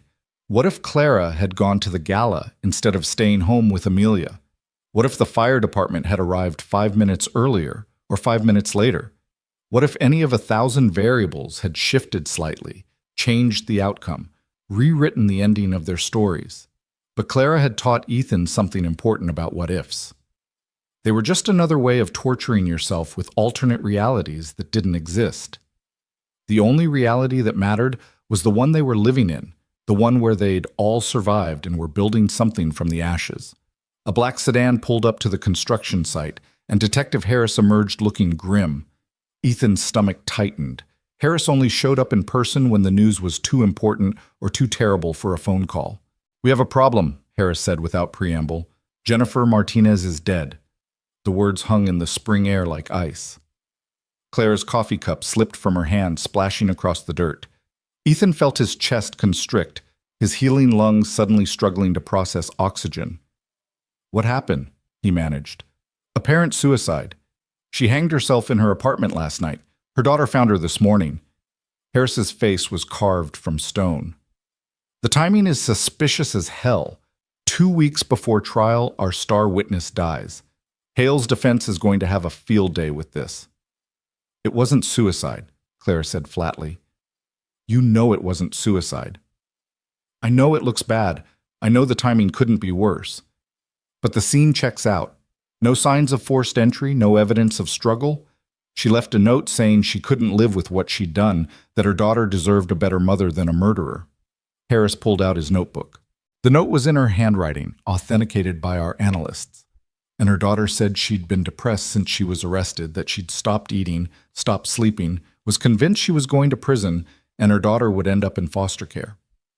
Or someone got to her, Ethan said, his mind already working through the possibilities. Threatened her daughter, gave her an ultimatum. Kill yourself or we kill your kid. Someone desperate to keep her from testifying. Hale's been in jail the whole time. Maximum security, no contact with the outside world except his lawyers. We've monitored every call, every visit. There's no evidence he ordered a hit. Then someone connected to him. Someone who had as much to lose as he did if the truth came out. Ethan thought about the corruption Hale had orchestrated, the bribes and payoffs, and network of people who'd looked the other way while he cut corners and falsified reports. Harris, you said there were at least 6 buildings that should have been condemned. Buildings Hale built with substandard materials and bribed inspectors to approve. Who were those inspectors? Where are they now? Harris's expression shifted, recognition dawning. You think one of them silenced Martinez to protect themselves? I think Hale didn't operate alone. I think he had accomplices, people who took his money and covered his tracks. And if this all comes out at trial, if Hale starts naming names to save himself, those people are going to prison too. Ethan felt the anger building, hot and righteous. Jennifer Martinez was desperate and guilty and terrified. She would have been easy to manipulate, easy to convince that her daughter would be better off without her, that suicide was her only option. Someone did this, Harris. Someone murdered her and made it look like she did it to herself. I'll look into it. Re-interview everyone connected to Hale's business dealings. But Ethan, even if you're right, even if someone pushed Martinez over the edge, proving it is going to be nearly impossible. And without her testimony, our case just got a lot weaker. After Harris left, Clara and Ethan stood in silence, watching the construction crew work, the normalcy of their tasks a jarring contrast to the bomb that had just been dropped into their laps. Jennifer Martinez was dead. The woman who'd set the fire that nearly killed Clara and Amelia, the woman who'd been racked with guilt and ready to testify against the man who'd hired her, was gone. We're going to lose, Clara said quietly. Hale's going to walk free. No. Ethan's voice was hard. We're not giving up. Martinez's testimony would have helped, but Chen said they have enough without it. The physical evidence, the financial records, the connection to my family's fire. They can still convict him. You don't sound convinced. Because he wasn't. Ethan had seen enough of the justice system over the past 3 months to know that cases weren't won or lost on evidence alone. They were won on stories, on the narrative the prosecution could build, on whether they could make 12 strangers care enough about the victims to vote guilty. Jennifer Martinez had been the human face of Hale's corruption, the living proof that he hired people to commit murder. Without her, the prosecution's story had a hole in it, and Hale's expensive lawyers would drive a truck through that hole. That evening, back at the hotel suite, Amelia sensed the tension and demanded to know what was wrong. Clara tried to deflect, to protect her daughter from the adult horrors of murder and manipulation, but Amelia was too perceptive to be fooled. Someone else died, didn't they? She asked, her dark eyes serious. Someone connected to the bad man who tried to hurt us. Clara looked at Ethan, silently asking permission. He nodded. Amelia deserved honesty, even when honesty was terrible. The woman who set our house on fire died last night, Clara said carefully. She was going to help us make sure the man who hired her went to prison. Now she can't. Did he kill her too? We don't know. Maybe. Maybe she was just so sad about what she'd done that she couldn't keep living. Sometimes sadness can be that strong. Amelia absorbed this, her expression thoughtful in a way that no 6-year-old should have to be. Like Mr. Ethan was, before he saved us. He was so sad he didn't want to keep living either. The accuracy of it stole Ethan's breath. He'd never explicitly told Amelia about the depth of his depression, about the nights he'd considered just not waking up, about how close he'd come to giving up entirely. But somehow this impossibly intuitive child had understood anyway, had seen in him what others had missed. I was very sad, Ethan confirmed, kneeling down so he was at Amelia's eye level. So sad I couldn't see any reason to keep going. But you know what saved me? You did. Needing to help you gave me a reason to keep fighting. Knowing you needed me made me want to live again. Then we saved each other, Amelia said simply. You pulled me out of the fire, and I pulled you out of the sadness. That makes us family, right? Because families save each other. Clara was crying now, silent tears streaming down her face. Ethan felt his own eyes burning, his throat tight with emotion. This child, who'd lost her father and her home and her sense of safety, still had enough love and wisdom to see the connections that bound them together, to understand that family wasn't just blood, but choice and circumstance and the willingness to keep showing up for each other. "Yes," Ethan said, "that makes us family." The next 2 weeks passed in a blur of preparation and anxiety. Monica Chen, the prosecutor, met with them multiple times, preparing them for testimony, warning them about the tactics Hale's defense would use, drilling them on staying calm and credible under cross-examination. Chen was in her 40s, sharp and relentless, the kind of lawyer who didn't lose cases she believed in, but even she admitted that Jennifer Martinez's death had complicated things. The defense is going to argue that without Martinez's testimony, we can't prove Hale hired her, that the evidence in his apartment could have been planted, that the money trail is circumstantial, that we're trying to convict him based on suspicion rather than proof. Chen spread her files across the conference table in her office. They're going to paint him as a victim, someone with a history of mental illness and paranoia who became obsessed with Daniel Grant and blamed him for his financial failures. They'll say the stuff in his apartment is the collection of a disturbed man, not a criminal. "What about my family's fire?" Ethan asked. "What about the accelerant and the tampered windows?" They'll argue there's no direct evidence linking Hale to that fire, that the similarities to the Grant fire are coincidental, that you're a grieving widower looking for someone to blame and you fixated on Hale because he had business disputes with your partner. Chen met Ethan's eyes. "I'm not saying I believe any of this. I'm saying this is what they're going to argue, and we need to be ready." Clara leaned forward. "What about Daniel's death? The toxicology report showing he was poisoned?" "Strong evidence, but not conclusive. The medication found in his system could theoretically have been ingested accidentally. The defense will argue that Daniel was stressed, possibly self-medicating, possibly given the wrong medication by mistake. Without proof that Hale administered the drug, it's hard to get a conviction on that charge." Chen flipped through her notes. "Our strongest case is the attempted murder of you and Amelia. We have the forensic evidence, the financial records, Hale's motive. If we can get convictions on that, we can potentially retry him later on the other charges if we develop new evidence." It wasn't enough. It would never be enough. But it was what they had. The trial began on a humid Monday in May, the courtroom packed with journalists and spectators and the families of everyone Hale had destroyed. Ethan sat in the gallery with Clara, both of them dressed formally, both of them trying to project a confidence they didn't entirely feel. Amelia had been left with Clara's mother, who'd flown in from Seattle to help. The child didn't need to see this, didn't need to hear the details of how someone had tried to kill her. Richard Hale entered the courtroom flanked by his defense team, and Ethan got his first clear look at the man who'd destroyed his life. Hale was 62, gray-haired and distinguished-looking, the kind of man who'd be cast as a trustworthy banker in a movie. He wore an expensive suit and an expression of wounded dignity, playing the part of the falsely accused with practiced ease. When his eyes swept the gallery and landed on Ethan, there was no recognition, no guilt, no acknowledgement that they'd ever existed in each other's orbits. Just a blank indifference that was somehow more chilling than hatred would have been. The prosecution's opening statement was strong. Chen laid out the evidence methodically, building a timeline of corruption and murder that stretched back 15 years. She described Hale as a man who valued money over lives, who covered his crimes with additional crimes, who saw people as obstacles to be eliminated. She painted Daniel as a hero who discovered the truth and paid for it with his life. She described Ethan as a survivor seeking justice for a family stolen from him. And she presented Clara and Amelia as the latest victims of Hale's greed, saved only by the courage of a man who'd already lost everything.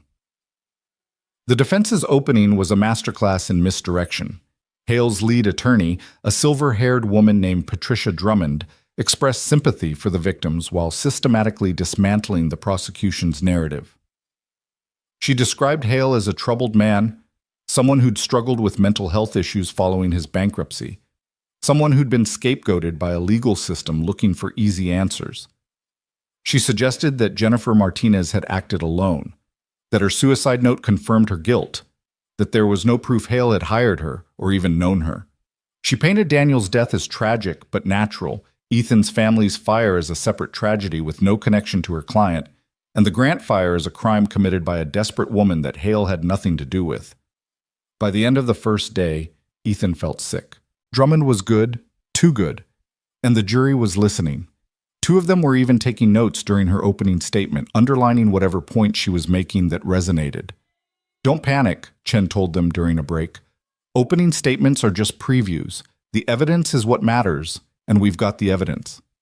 But as the trial progressed through its second and third days, as forensic experts testified about accelerants and fire patterns, as financial analysts explained money trails and shell corporations, as police officers described the evidence found in Hale's apartment, Ethan watched the defense systematically chip away at every piece of the prosecution's case. The accelerant evidence could have been planted. The financial records showed payments but not what they were for. The evidence in Hale's apartment could have been gathered by a mentally ill man obsessed with the Grants rather than proof of criminal intent. On the fourth day, Clara took the stand. She wore a navy suit and spoke clearly, describing the night of the fire, waking to smoke, finding the door locked, trying desperately to protect Amelia while the house burned around them. She described hearing Ethan break down the door, the relief and terror of being carried through flames, the moment she realized someone had tried to kill them. "Mrs. Grant," Drummond said during cross-examination, her voice gentle and sympathetic, "you've been through a terrible trauma. No one disputes that. But isn't it possible you were confused? That in the chaos and fear, you misremembered certain details?" "I didn't misremember the door being locked from the outside," Clara said firmly.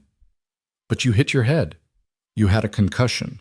Your own medical records show you were disoriented and confused when you arrived at the hospital." "I was disoriented from smoke inhalation and a head wound. I wasn't confused about someone locking me and my daughter in a burning room." Drummond smiled sadly, like she was dealing with a difficult child. "Mrs. Grant, is it possible the smart home system simply malfunctioned? That what seemed like someone locking you in was actually a technological glitch during a house fire?" The fire investigators said many things, but they can't prove who disabled your security system, can they? They can't prove it was my client rather than Ms. Martinez acting alone, or even a random hacker who saw an opportunity. The cross-examination lasted 2 hours, Drummond picking at every detail of Clara's testimony, suggesting alternative explanations for everything, planting seeds of doubt. By the time Clara stepped down, she looked exhausted and defeated. "You did great," Ethan told her outside the courtroom. "You told the truth. That's all you can do. The truth isn't enough, not when they have lawyers who can twist it into something else." On the fifth day, Ethan testified. He described his family, his life before the fire, the night they died. He explained his 5-year descent into grief and guilt, his nightly walks past the Grant mansion, the moment he saw smoke and ran toward it instead of away.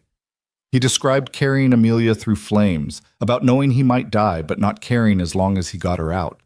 He talked about learning the fire was arson, about the investigation into his family's deaths, about finally understanding that he couldn't have saved them because they'd been murdered. Monica Chen led him through it all carefully, building the emotional weight of his story, making the jury see him not as a witness, but as a human being who'd suffered unimaginably and survived. Then Drummond stood up for cross-examination, and Ethan braced himself. "Mr. Miles, you've testified that you believe my client is responsible for your family's deaths, but you have no proof of that, do you?" The evidence shows your family died in a fire. Tragic, yes. But the fire at your home occurred 5 years ago, long before Ms. Martinez claimed she was hired by my client. So unless you're suggesting Mr. Hale has been setting fires for years, there's no connection. The method was the same. Accelerant in multiple locations, windows tampered with, designed to kill. Designed, you say, as if fires have intent, as if they're not random, chaotic forces of nature. Drummond's voice was sharp now.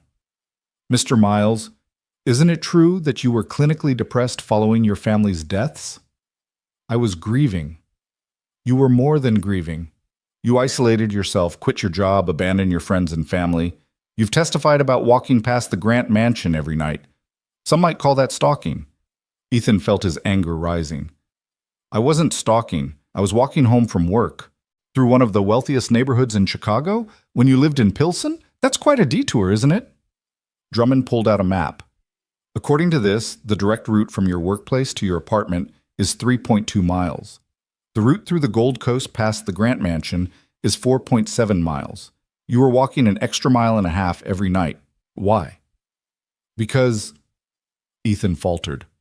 How did he explain it? That he'd needed to walk past the house where his former business partner had lived, that seeing the lit windows had been his only connection to his old life, that it had kept him tethered to the world just barely enough to not let go entirely?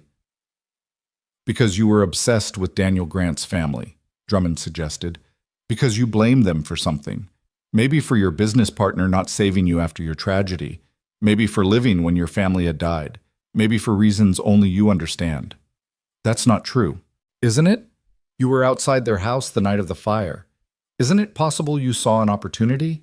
A chance to play hero? To insert yourself into their lives? To make them dependent on you? The courtroom erupted. Monica Chen was on her feet objecting. The judge was gaveling for order. Clara was shouting something Ethan couldn't hear over the roaring in his ears. Drummond had just accused him of setting the fire, of being the villain instead of the hero, of orchestrating the whole thing. Your Honor, the defense has no evidence to support these outrageous accusations, Chen was saying. Withdrawn, Drummond said smoothly. No further questions. The damage was done. Ethan could see it in the jurors' faces, the doubt that hadn't been there before. Even if they didn't believe he'd set the fire, even if they thought Drummond's suggestion was ridiculous, she'd accomplished her goal. She'd made him look unstable, obsessive, potentially dangerous. She'd transformed his nightly walks from evidence of grief to evidence of something darker. That evening, back at the hotel, Ethan was ready to give up. They're going to acquit him. Drummond destroyed my credibility. The jury thinks I'm crazy. You're not crazy, Clara said fiercely.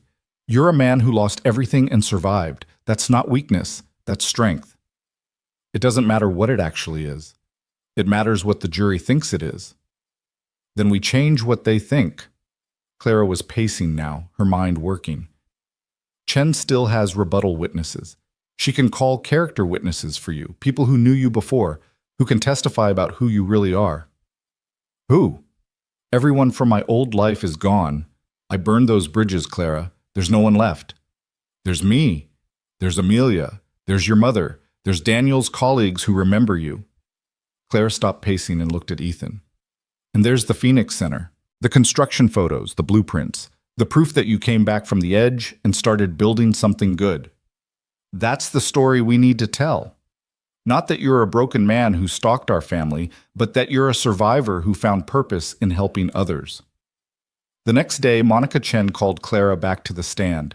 This time, she asked different questions. Mrs. Grant, Mr. Miles has been living with you and your daughter for the past 4 months. Is that correct? Yes. In that time, has he ever acted inappropriately? Ever made you feel unsafe or uncomfortable? Never. He's been nothing but kind and respectful. He's been like family. And your daughter, Amelia, how does she feel about Mr. Miles? She adores him. She calls him Uncle Ethan. She draws him pictures, asks him to help with her homework, tells him about her day. She trusts him completely, and my daughter is an excellent judge of character. Chen presented photos of Ethan at the Phoenix Center construction site, working alongside contractors, reviewing blueprints, clearly engaged and professional. She called 2 of Daniel's former colleagues who testified about Ethan's brilliance as an architect, his integrity, his devotion to his family before they died. She called Dr. Patel, who testified about Ethan's progress in therapy, about how he was actively working through his trauma in healthy ways. And finally, she called Ethan's mother, who flew in from Florida and sat in the witness box with tears streaming down her face as she described her son before the fire, the devastation afterward, and the miracle of having him back in her life. My son is a good man, she said. The best man I know. What happened to his family broke him, but it didn't destroy him. He saved 2 lives that night, risked his own life without hesitation. That's who Ethan is. That's who he's always been. The prosecution rested. The defense called their own experts, their own witnesses, people who testified about Hale's character and Jennifer Martinez's history of financial desperation.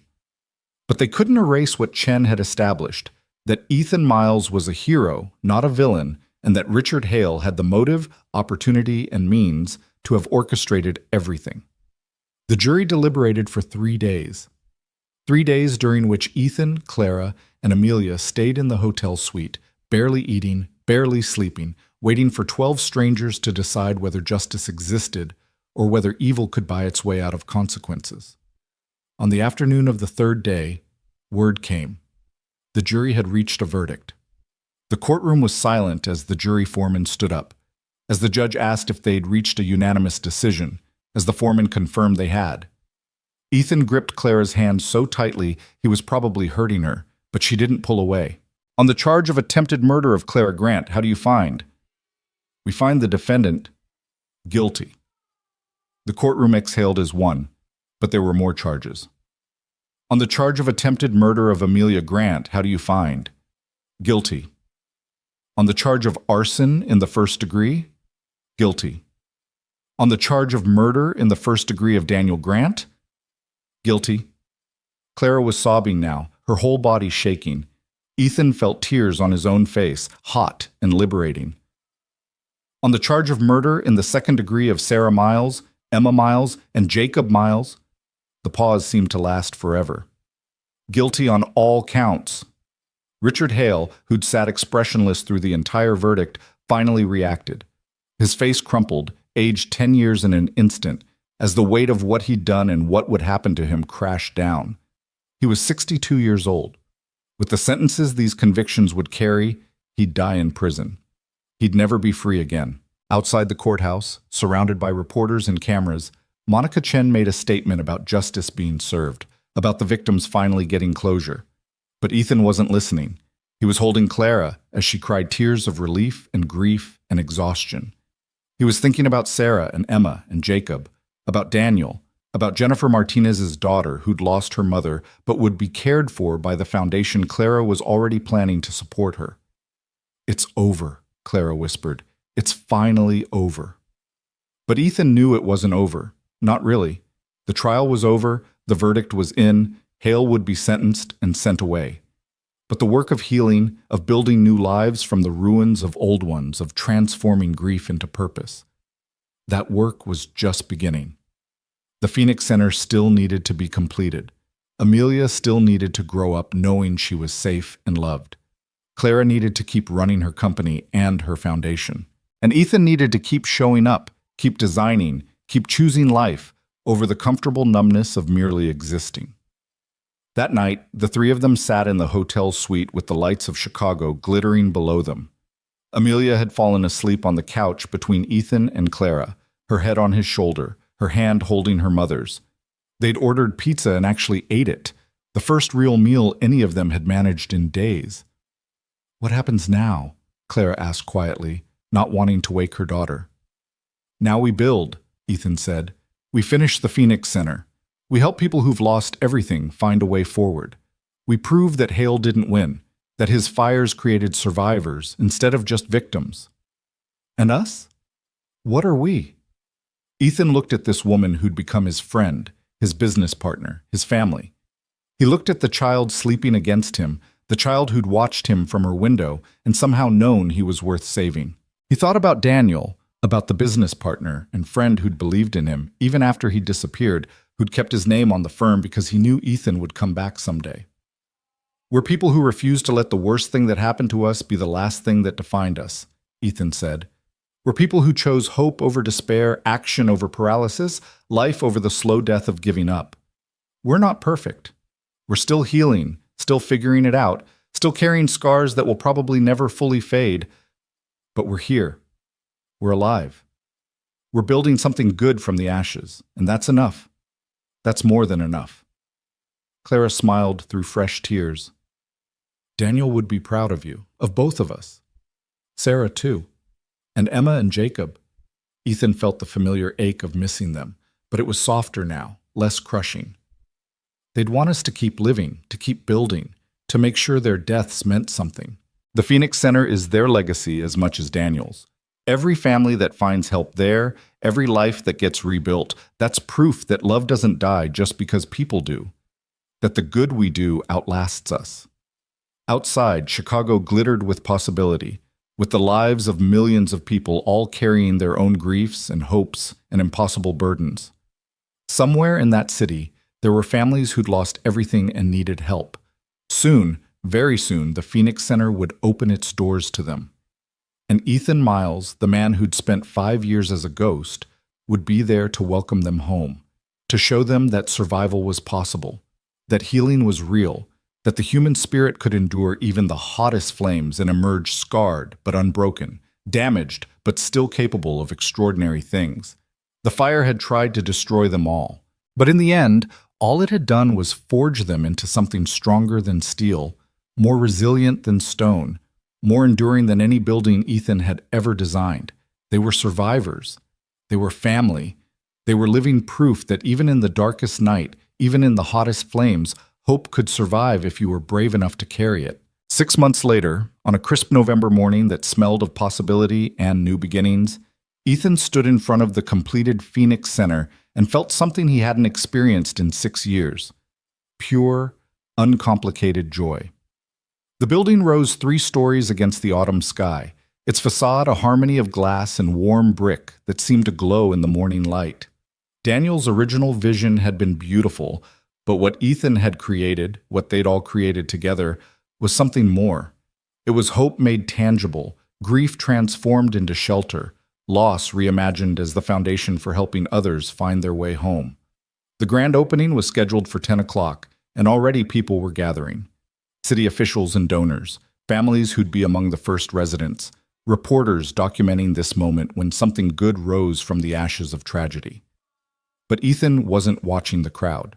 He was looking at the bronze plaque being installed beside the main entrance, the one that read, "The Daniel Grant Phoenix Center, in memory of Daniel Grant, Sarah Miles, Emma Miles, and Jacob Miles. From the ashes, we rise." Clara came to stand beside him, beautiful in a burgundy dress, her hair pulled back to show the small scar on her temple where she'd hit her head the night of the fire. She'd stopped covering it with makeup months ago, had decided scars were nothing to hide. They were proof you'd survived something that tried to kill you.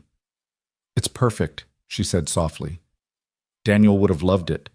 The way the light comes through those windows, the courtyard where kids can play safely, the common spaces designed to feel like home instead of an institution. You honored his vision and made it better. "We made it better," Ethan corrected. "None of this happens without you, without your foundation, your funding, your refusal to let grief be the end of the story." Amelia appeared between them, wearing a navy dress with white flowers and clutching a rolled-up piece of paper.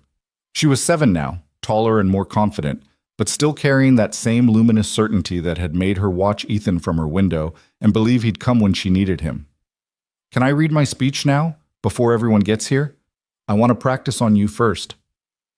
"Of course, sweetheart." Clara knelt down to Amelia's level. "Go ahead." Amelia unrolled her paper and cleared her throat with exaggerated seriousness. "My name is Amelia Rose Grant, and my daddy died when I was 4 years old. I don't remember everything about him, but my mommy tells me stories. She says he wanted to build a place where people who lost everything could feel safe again. Then our house burned down and someone tried to hurt me and Mommy. But Uncle Ethan saved us. He ran into the fire even though he was scared, even though he could have died, because that's what heroes do.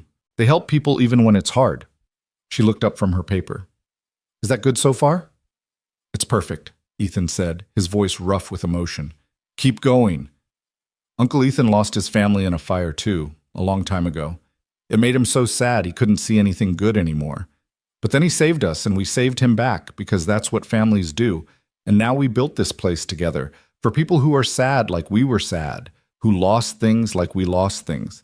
My teacher says that making something good out of something bad is called resilience. I think it means you're stronger than the things that hurt you. Amelia folded her paper carefully. The end.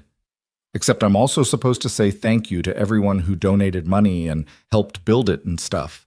Mommy wrote that part for me because I don't know all their names. Clara pulled her daughter into a hug, holding on perhaps a moment longer than necessary. Ethan watched them and felt his heart expand with something that wasn't quite grief and wasn't quite joy, but some combination of both. The bittersweet awareness that life continued, that love persisted, that families formed and reformed and found each other in the wreckage. The crowd began to swell as 10 o'clock approached. Ethan recognized faces from the trial. Monica Chen looking proud and polished, Detective Harris in a suit that looked uncomfortable on his detective frame, even some of the jurors who'd convicted Richard Hale and had followed the Phoenix Center's construction through news reports.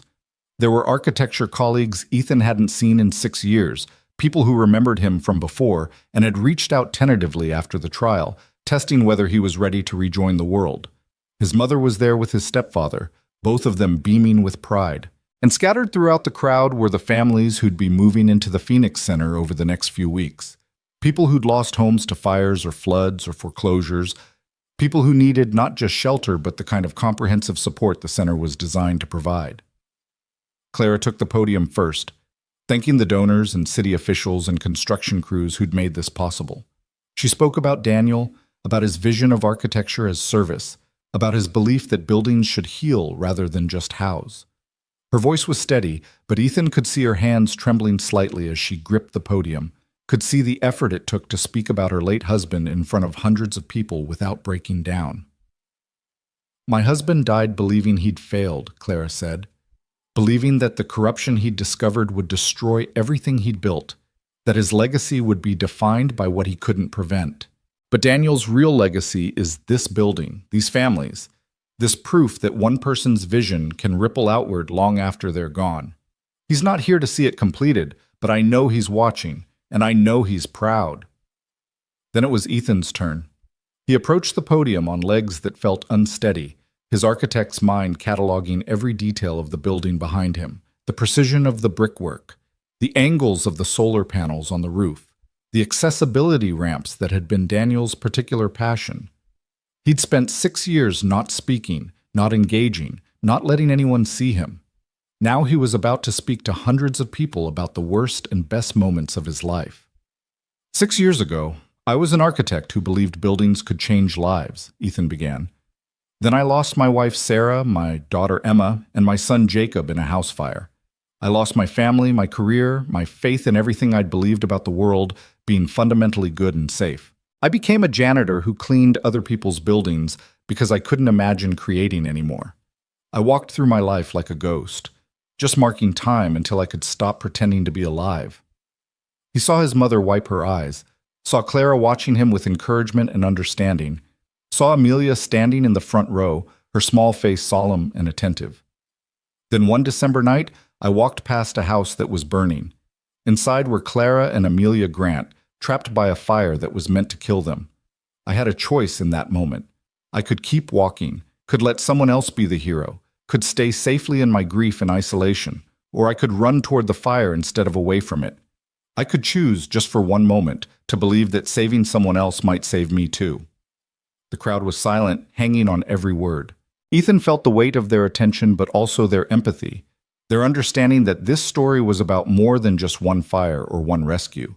It was about everyone who'd ever lost something and had to decide whether to let that loss define them or transform them. We learned later that both fires, the one that killed my family and the one that nearly killed the Grants, were set by the same man. Richard Hale murdered my family to cover up his crimes. He tried to murder Clara and Amelia for the same reason. He stole years from all of us, caused pain that we're still working through.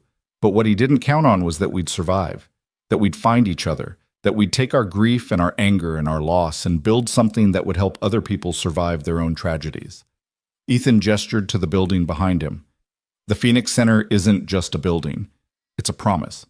A promise that losing everything doesn't mean the story is over. A promise that communities can rebuild, that families can heal, that hope is stronger than despair if we're brave enough to reach for it. Daniel Grant designed this place to be a refuge. I tried to honor his design while adding what I've learned about what people really need when they've lost everything: light and space and dignity. The belief that their lives still matter, that their pain is seen, that they're not alone in the rebuilding. He looked directly at Amelia. A very wise 7-year-old once told me that making something good out of something bad is called resilience. She was right. This building is resilience. Every family that finds shelter here, every child who grows up in these walls feeling safe, every person who gets counseling or job training or childcare or just a community that sees them and values them, that's resilience. That's us refusing to let tragedy have the last word. The applause started before he'd finished, building like a wave. Ethan stepped back from the podium, overwhelmed, and felt Clara's hand slip into his. They stood together as Amelia came forward to read her speech, her small voice amplified by the microphone, but needing no amplification for the truth it carried. The crowd listened to this child describe loss and rescue and the way families could form from the most unlikely circumstances. And Ethan saw people crying, saw the recognition in their faces that this story was everyone's story, that we were all just trying to survive our own fires and find our way home. After the speeches, after the ribbon cutting and the tours and the endless photographs, after the caterers had served lunch and the families had been shown to their new apartments and the reporters had gotten their sound bites, Ethan found himself alone in the building's central courtyard. Daniel had designed this space as a green heart for the center, a place where residents could grow vegetables and flowers, where children could play under the supervision of parents who could watch from any window. Ethan had added a fountain, simple but elegant, with a bronze sculpture of a phoenix rising from flames. "It's everything you hoped it would be," a voice said behind him. Ethan turned to find Detective Harris still looking uncomfortable in his suit. The detective had become something like a friend over the past months, checking in regularly, making sure Ethan and Clara knew about every development in Hale's case. The monster was in prison now, would die there, but Harris had made sure they knew about every appeal that was filed and denied, every attempt to overturn the verdict that failed. "I didn't let myself hope," Ethan admitted. Hoping felt dangerous, like tempting fate to take it away again. And now I'm learning that hope isn't about being certain things will work out. It's about choosing to believe they can, even when you have no guarantees. It's about building something anyway, loving people anyway, showing up for life anyway, even after you've learned how quickly it can all disappear. Harris nodded. "For what it's worth, I've been a detective for 23 years. I've seen a lot of tragedy, a lot of evil, a lot of people destroyed by circumstances beyond their control. But I've also seen people like you and Clara, people who take the worst thing that ever happened to them and somehow transform it into fuel for something good. You're not victims anymore. You're builders. That matters." After Harris left, Ethan sat on the edge of the fountain and watched the water cascade over the bronze phoenix. He thought about Sarah and Emma and Jacob, about whether they could see this somehow, whether the dead watched over the living or whether that was just a comforting story people told themselves. He decided it didn't matter. Whether they could see it or not, he was living in a way that honored them. He was creating beauty, helping people, choosing life over the slow death of depression and isolation. He was being the man Sarah had fallen in love with, the father Emma and Jacob had looked up to, the architect who believed buildings could heal. "Uncle Ethan?" Amelia had appeared beside the fountain, her dress slightly grass-stained from playing in the courtyard with some of the other children who'd be living at the center. "Mommy says we have to go soon, but I wanted to give you something first." She pulled out another drawing, this one carefully preserved in a plastic sleeve. It showed the Phoenix Center exactly as it looked now, surrounded by people and flowers and sunshine. In the sky above, she'd drawn 4 stars, each one with a face: Daniel, Sarah, Emma, and Jacob. "They're watching over us," Amelia said, "making sure we did it right. And I think they're happy. I think they're proud." Ethan took the drawing with hands that trembled. "Thank you, Amelia. This is the most beautiful thing anyone's ever given me." "You're welcome. Also, Mommy wanted me to ask you something, but she's being shy about it, which is weird because Mommy is never shy." Amelia's expression turned mischievous. "She wants to know if you want to move into the new house with us instead of staying at the hotel." Ethan's heart stuttered. "What new house?"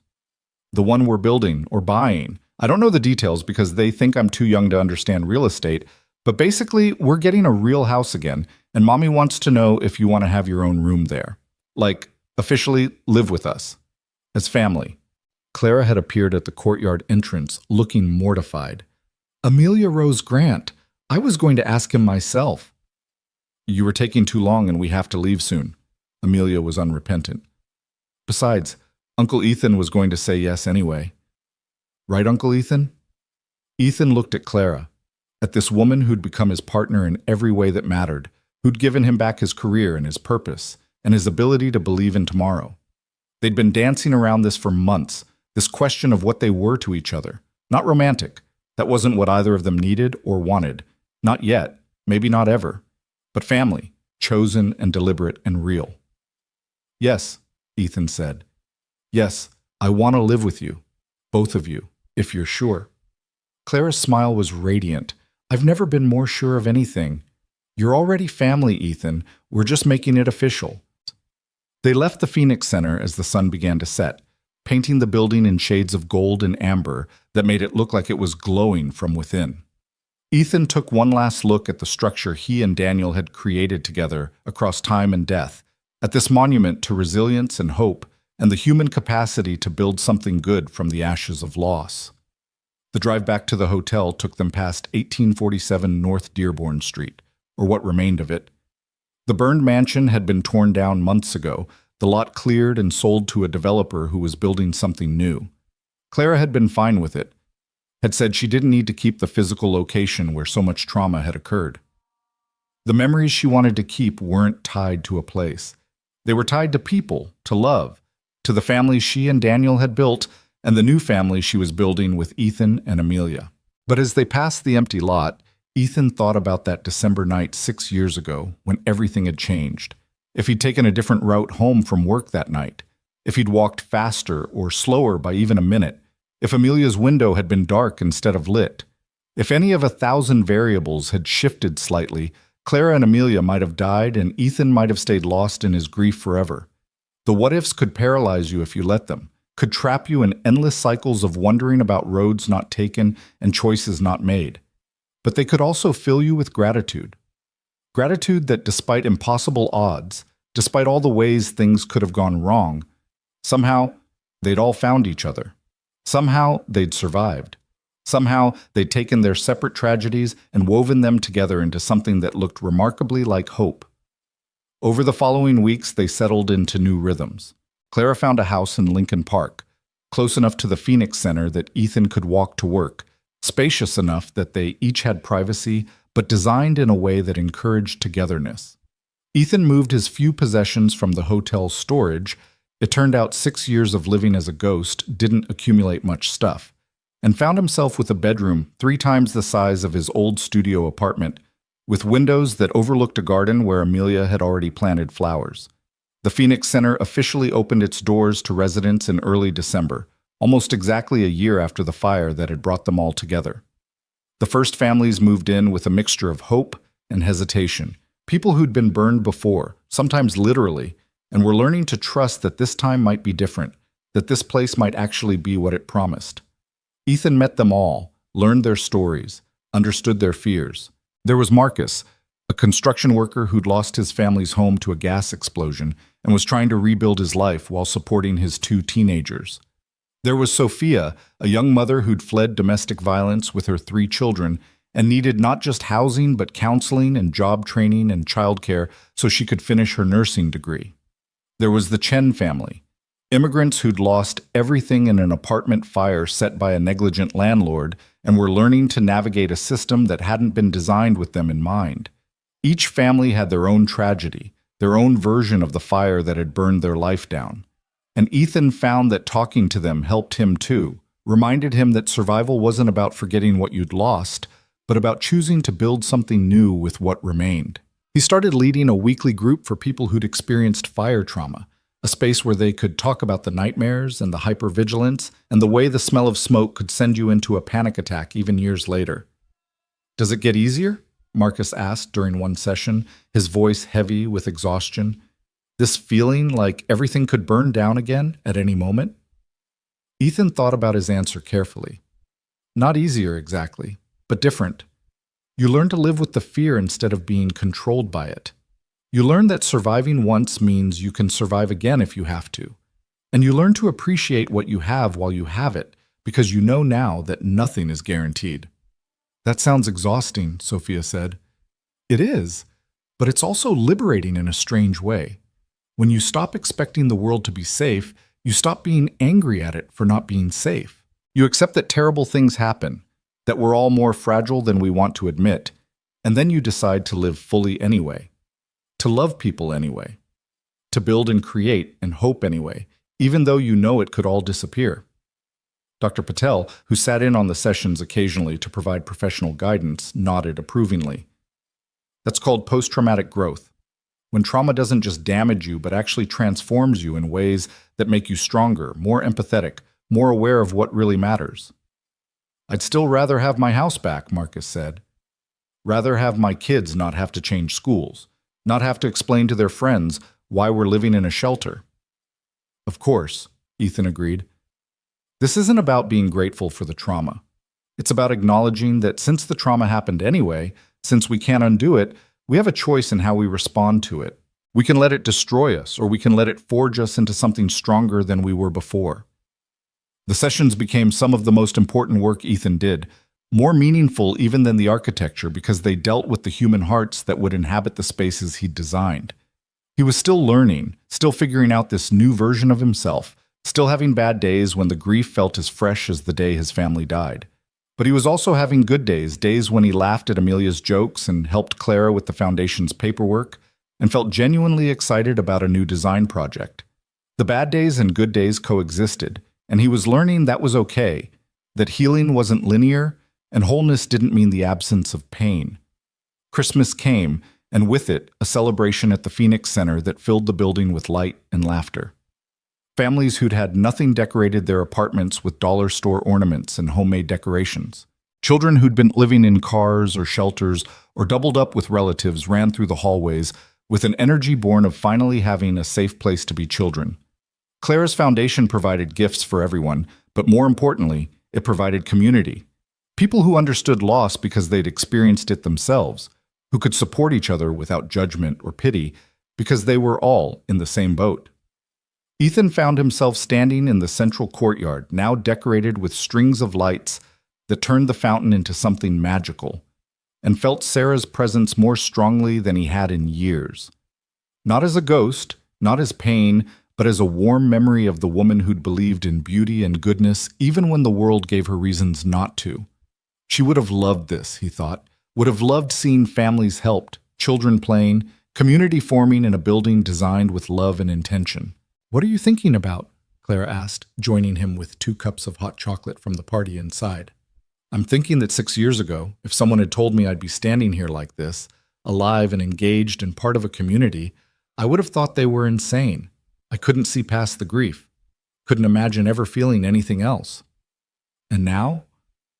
Now I still grieve every day, but I also feel other things, gratitude, purpose, hope, sometimes even joy. The grief doesn't go away, but it makes room for other emotions too." Ethan took a sip of hot chocolate. Sarah used to say that life was like a house with many rooms. You couldn't live in just one room forever. You had to walk through all of them. The room of sorrow, the room of joy, the room of work, the room of rest. She said the people who suffered most were the ones who got stuck in a single room and forgot there were doors. She sounds like she was wise. She was. She was the wisest person I ever knew. Ethan smiled, and it didn't hurt the way it used to. She'd be proud of Amelia. Your daughter has that same wisdom, that same ability to see through to the heart of things. She gets it from Daniel, too. He always said she was an old soul. Clara watched her daughter through the courtyard windows, playing with the other children without any of the self-consciousness some kids had at 7. I used to worry about her growing up without her father, about all the things she'd miss, all the moments he wouldn't be there for, and those worries haven't gone away. But I'm also grateful that she's growing up with you in her life. She has a male role model who's kind and patient and shows her that men can be vulnerable, can cry, can rebuild themselves after being broken. That's a gift, Ethan. You're giving her something invaluable. Ethan felt his throat tighten. I'm giving her what she gave me, a reason to keep going. A reminder that life continues and people need each other and love doesn't die just because people do. As winter gave way to spring, the Phoenix Center established itself as more than just temporary housing. It became a genuine community, a place where people supported each other through job searches and court dates and the million small crises that came with rebuilding a life. Marcus got a promotion at his construction company and was able to move his family into their own apartment, but he still came back twice a week to help with maintenance and talk to new residents about the job search process. Sophia finished her nursing degree and got a position at Northwestern Memorial, the same hospital where Ethan had recovered after the fire. The Chen family's oldest daughter was accepted to Northwestern University with a full scholarship, the first in her family to attend college. These were the success stories, the ones that made the local news and brought more donations to Claire's foundation. But there were also the harder stories, the families who struggled with addiction or mental illness or legal problems that couldn't be solved with just housing and good intentions. Ethan learned that rescue wasn't a one-time event, but an ongoing process. That saving someone didn't mean fixing them, but rather giving them the tools and support to fix themselves. "You can't save everyone," Dr. Patel reminded him when he got frustrated with a resident who kept missing counseling appointments and job interviews. "You can only create the conditions for people to save themselves. Some will take advantage of it and transform their lives. Others aren't ready yet, and that's not your failure. It's just where they are in their journey. But if we don't help them now, when will we? You are helping them by being here, by not giving up on them, by continuing to offer support even when they're not ready to accept it. Sometimes the most important thing we do is just show people that someone cares, that they matter, that they're worth the effort, even if they're not ready to believe it themselves yet." It was a hard lesson, learning to hold space for people without taking responsibility for their choices. But it was also a necessary one, because Ethan realized he'd been doing the same thing to himself for 6 years, taking responsibility for deaths he couldn't have prevented, blaming himself for not saving people who'd been murdered by someone else's deliberate choice. Learning to extend compassion to the residents who were struggling meant learning to extend compassion to himself too, to accept that he'd done the best he could with what he knew at the time, that grief had temporarily broken him but hadn't permanently destroyed him. On a warm evening in May, Clara called a family meeting. They'd been living together for 6 months now, had fallen into comfortable routines that felt natural and right. Amelia was thriving in her new school, had made friends, and joined the art club and come home every day with stories and drawings, and that particular exhaustion that came from learning and growing and being fully engaged with life. Clara's company had launched a new product that was getting national attention, and the foundation had expanded to 3 other cities, replicating the Phoenix Center model wherever there was need and funding. And Ethan had taken on 2 additional architecture projects, a community health clinic and a low-income housing development, that let him use his skills to serve people who needed good design but couldn't usually afford it. They were all healing. Not healed, Ethan had learned that healing wasn't a destination but a direction, but actively engaged in the process of becoming whole in new ways. "I've been thinking," Clara said as they sat around the dinner table after Amelia had gone to bed, "about what we are to each other, about how to name it, how to make it official." Ethan's heart rate picked up. They'd never talked about this explicitly, had just been living day by day and letting the relationship evolve organically. "I'm not talking about marriage," Clara clarified quickly. "Neither of us is ready for that, might never be ready for that, and that's okay. But I want Amelia to have security. I want her to know that you're not just a roommate or a friend, but actual family. And I want to make sure that if something happens to me, you're her guardian, that you're legally recognized as someone who has the right to make decisions for her." "Clara, let me finish. I've talked to my lawyer about what options exist. We could do a legal guardianship arrangement where you'd become her co-guardian. We could look into you adopting her as a second parent, though that's complicated when there's no romantic relationship. Or we could keep things as they are legally, but put it in my will that you're her guardian if I die." Clara took a breath. "I wanted to know what you're comfortable with before I make any decisions." Ethan thought about Amelia, about this child who'd watched him from her window and somehow seen past his grief to the person underneath. He thought about bedtime stories and homework help and the way she called him Uncle Ethan, but with a weight that suggested the title meant more than casual friendship. He thought about Emma and Jacob, about the children he'd lost and would never stop missing, and about whether it was betrayal to love another child with that same fierce protective instinct. But he knew Sarah would have told him it wasn't betrayal, but honor. That loving Amelia didn't diminish his love for Emma and Jacob, but rather extended it, proof that his capacity for fatherly love hadn't died with his children, but had simply been waiting for someone else to need it. "I want to be her guardian," Ethan said. "Co-guardian. Adoption. Whatever makes the most sense legally. I love her, Clara. She's not my daughter by blood, but she's my daughter in every way that matters. And if something happened to you, I'd want to make sure she's taken care of, that she knows she's not alone, that she has someone who will fight for her the way you fought for her." Clara's eyes filled with tears. "Thank you, God, thank you. I didn't realize how worried I was about this until just now. Amelia's already lost her father. The thought of her losing me too and ending up with some distant relative who doesn't really know her, who doesn't understand what she's been through." She wiped at her eyes. "You're her family, Ethan. You have been since the night you carried her out of that fire. I just wanted to make it official." They worked with lawyers over the following weeks to establish a co-guardianship arrangement. It was complicated. Ethan wasn't married to Clara, wasn't biologically related to Amelia, wasn't even technically a step-parent, but Clara had enough money to hire lawyers who could figure out the complexities, and eventually they had documents that legally recognized Ethan as having parental rights and responsibilities for Amelia.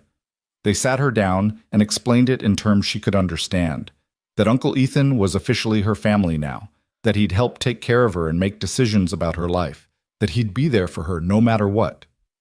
"So you're like my dad now?" Amelia asked, trying to work through the implications. "I could never replace your father," Ethan said carefully.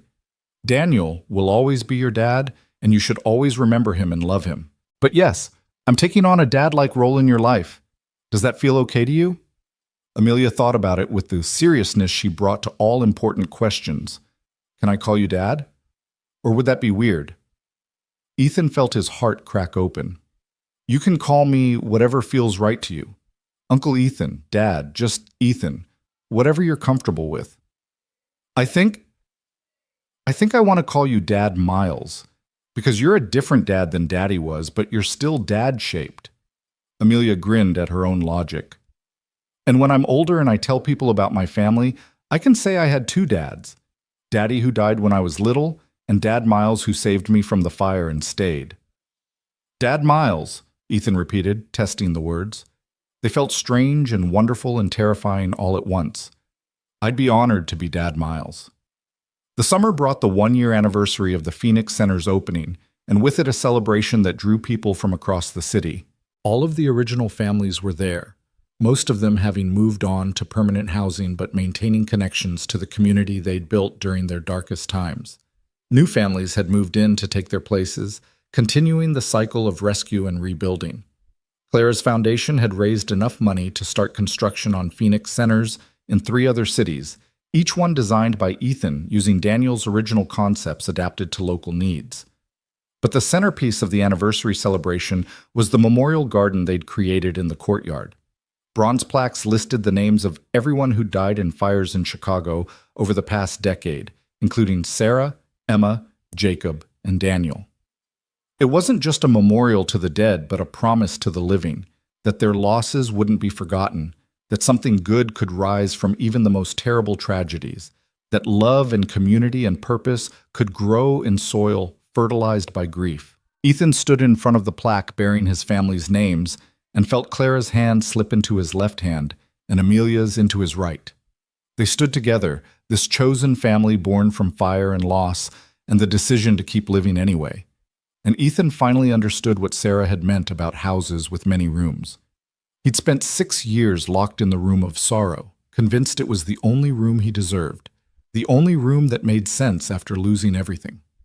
But Clara and Amelia had opened doors he didn't know existed, had shown him that grief and joy could coexist, that you could honor the dead while embracing the living, that the human heart was vast enough to hold both terrible loss and unexpected gifts. "Do you think they can see us?" Amelia asked, looking at the names on the plaque. "All the people who died. Do you think they know what we built?" "I think," Ethan said slowly, choosing his words with care, "that if there's any kind of afterlife, if there's any way for the dead to remain connected to us, they see us in the way that matters most. Not watching us like a movie, but living on through the choices we make, the love we share, the way we refuse to let their deaths be the end of the story." Your dad is in this building because we used his designs.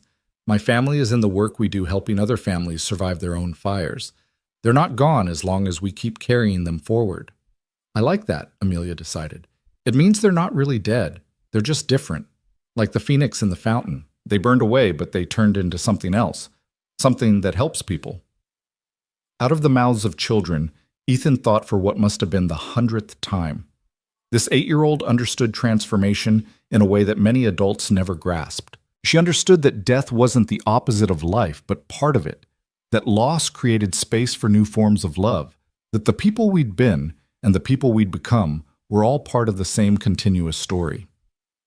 As the sun set over Chicago, turning the Phoenix Center golden in the late light, Ethan felt something he'd thought was impossible 6 years ago. He felt grateful. Not grateful for the fire or the deaths or the trauma, but grateful for the unexpected gift of this new family, this meaningful work, this second chance at a life that mattered. Grateful that on one December night, a little girl had watched from her window and believed in him when he didn't believe in himself. Grateful that grief hadn't killed him, that purpose had found him even in his darkest moment, that love had proven stronger than loss. The night ended with everyone gathered in the central courtyard, surrounded by the memorial garden and the fountain with its bronze phoenix, and Ethan was asked to say a few words. He looked at the faces around him, families who'd survived their own fires, literal and metaphorical, people who'd lost everything and were learning to build new lives from the ashes. He looked at Clara and Amelia, at his mother and stepfather who'd flown in for the celebration, at Detective Harris and Monica Chen, and all the people who'd helped ensure that Richard Hale faced justice. He looked at the building itself, this monument to resilience and hope that he and Daniel had created together across the barrier of death. 1 year ago, Ethan began, this place opened its doors to people who'd lost everything. We called it the Phoenix Center because we believed in rebirth, in rising from ashes, in the possibility of transformation. But what I've learned over this year is that being a phoenix isn't a one-time event. It's a daily choice. Every morning, we wake up and decide whether to stay in the ashes or to rise from them. Some days rising is easy. Some days it takes everything we have just to get out of bed. But every day that we choose life over despair, action over paralysis, hope over cynicism, every one of those days we're being the phoenix. We're proving that fire doesn't get the last word. He paused, gathering his thoughts. I lost my family to fire. Clara and Amelia nearly died in one. Everyone here has their own story of loss, their own fire that burned down the life they'd built. But look at us now. Look at this building, this community, these children playing safely while their parents rebuild. Look at what we've created together. The fires tried to destroy us. Instead, they forged us into something stronger than we were before. They taught us that we're more resilient than we knew, more capable of survival than we imagined, more deserving of second chances than we believed. Ethan felt his voice thicken with emotion, but pushed through. To everyone who's walked through the doors of the Phoenix Center this year, thank you for letting us be part of your journey. Thank you for trusting us with your stories. Thank you for choosing to rise when staying down would have been easier. You inspire me every single day. You remind me why this work matters, why hope isn't naive but revolutionary, why love persists even after the worst has happened. He looked directly at Clara and Amelia, and to my family, because that's what you are, my family in every way that matters. Thank you for saving me. I ran into a burning building to save you, but you're the ones who really did the saving. You reminded me that life continues, that families form in unexpected ways, that grief doesn't have to be the end of the story, but can be the beginning of a new chapter. I love you both more than I have words for. Amelia was crying, Clara was crying, and Ethan realized he was crying too. But they were good tears, healing tears, tears that washed away some of the accumulated pain of the past 6 years and left something cleaner, clearer, more alive in its place. The crowd applauded, and someone started singing, and soon everyone joined in, their voices rising together in the twilight, carrying hope and healing and the promise of tomorrow into the gathering dark. The Phoenix Center glowed with light from every window, a beacon in the Chicago night, proof that from the ashes of tragedy, something beautiful could rise. Ethan stood with his arm around Clara's shoulders and Amelia pressed against his side, and he thought about the journey that had brought them here. The grief and guilt, the fire and rescue, the trial and vindication, the slow, painful work of rebuilding lives that had been shattered. He thought about Sarah and Emma and Jacob, about Daniel, about all the people who died in fires who couldn't be here to see what their deaths had inspired. And he made them a promise in the silence of his heart that he would keep building, keep helping, keep choosing life and hope and love. Keep being the phoenix that rose from the ashes of loss to create something that mattered. Because in the end, that was all any of them could do. Keep rising, keep building, keep believing that tomorrow could be better than yesterday. Keep loving even though love meant risking loss. Keep opening your heart even though hearts could break. Keep being brave enough to walk toward fire instead of away from it, because sometimes the thing you fear most is exactly where you need to go to find what you've been missing. The phoenix didn't rise from the ashes once. It rose again and again, every day, every moment, every time it chose transformation over destruction, hope over despair, life over the comfortable numbness of merely existing. And standing in the courtyard of the center that bore his best friend's name, surrounded by the family he'd found and the community they'd built together, Ethan Miles finally understood what it meant to be truly alive again. The fire had taken everything, but it hadn't won. Because they were still here, still rising, still proving that love was stronger than loss and hope was stronger than despair, and the human spirit was more resilient than any flame. They were the phoenix, all of them, rising together from the ashes of their separate tragedies into something that looked remarkably like grace.